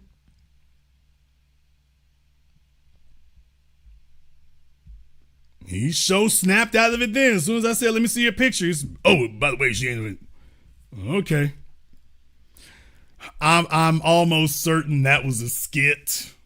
Somebody please confirm that was a skit. And there's no way that could have been real. At least I'm certainly hoping that wasn't real, because if it was, oh boy, we have a lot more We have a lot more work ahead of us than we ever thought. Let me go ahead and wrap this up before anything else can happen. Let me go ahead and wrap this up. We've been on here over 3.5 hours now, so all my long haul truckers, my night shift nurses, my warehouse workers, my stay-at-home parents, my self-employed people, we got you through another shift, at least halfway through it. We're going to work our way through this. Valentine's Day is dead. Can it be resurrected? I don't know. If it is, you better start making some better choices and start making some sharper decisions at the very least. If you are new here to the business, welcome to the program that all your favorite YouTubers love to hate watch. Click that red subscribe button, click that yellow notification bell. Join us each and every time that we are here. If you haven't joined our Patreon, the link is in the description. We do it every Saturday, 12 noon Central Time. Had a special announcement last weekend. Might have another one this weekend. Who knows? Who knows? Might have another announcement. Only one way to find out. I want to thank everyone who has contributed to tonight's program by PayPal, Venmo, Super Chat. Thank you very much for your support. I appreciate it from all of you here. Thank you to all of you for watching live or recorded. Thank you for liking, subscribing, and sharing. And this concludes tonight's broadcast of The Business. I am your host, your brother, your humble servant, Mr. Jason Black. And until next time, my brothers and my sisters from around the world, remember, handle your business, or your business will handle you.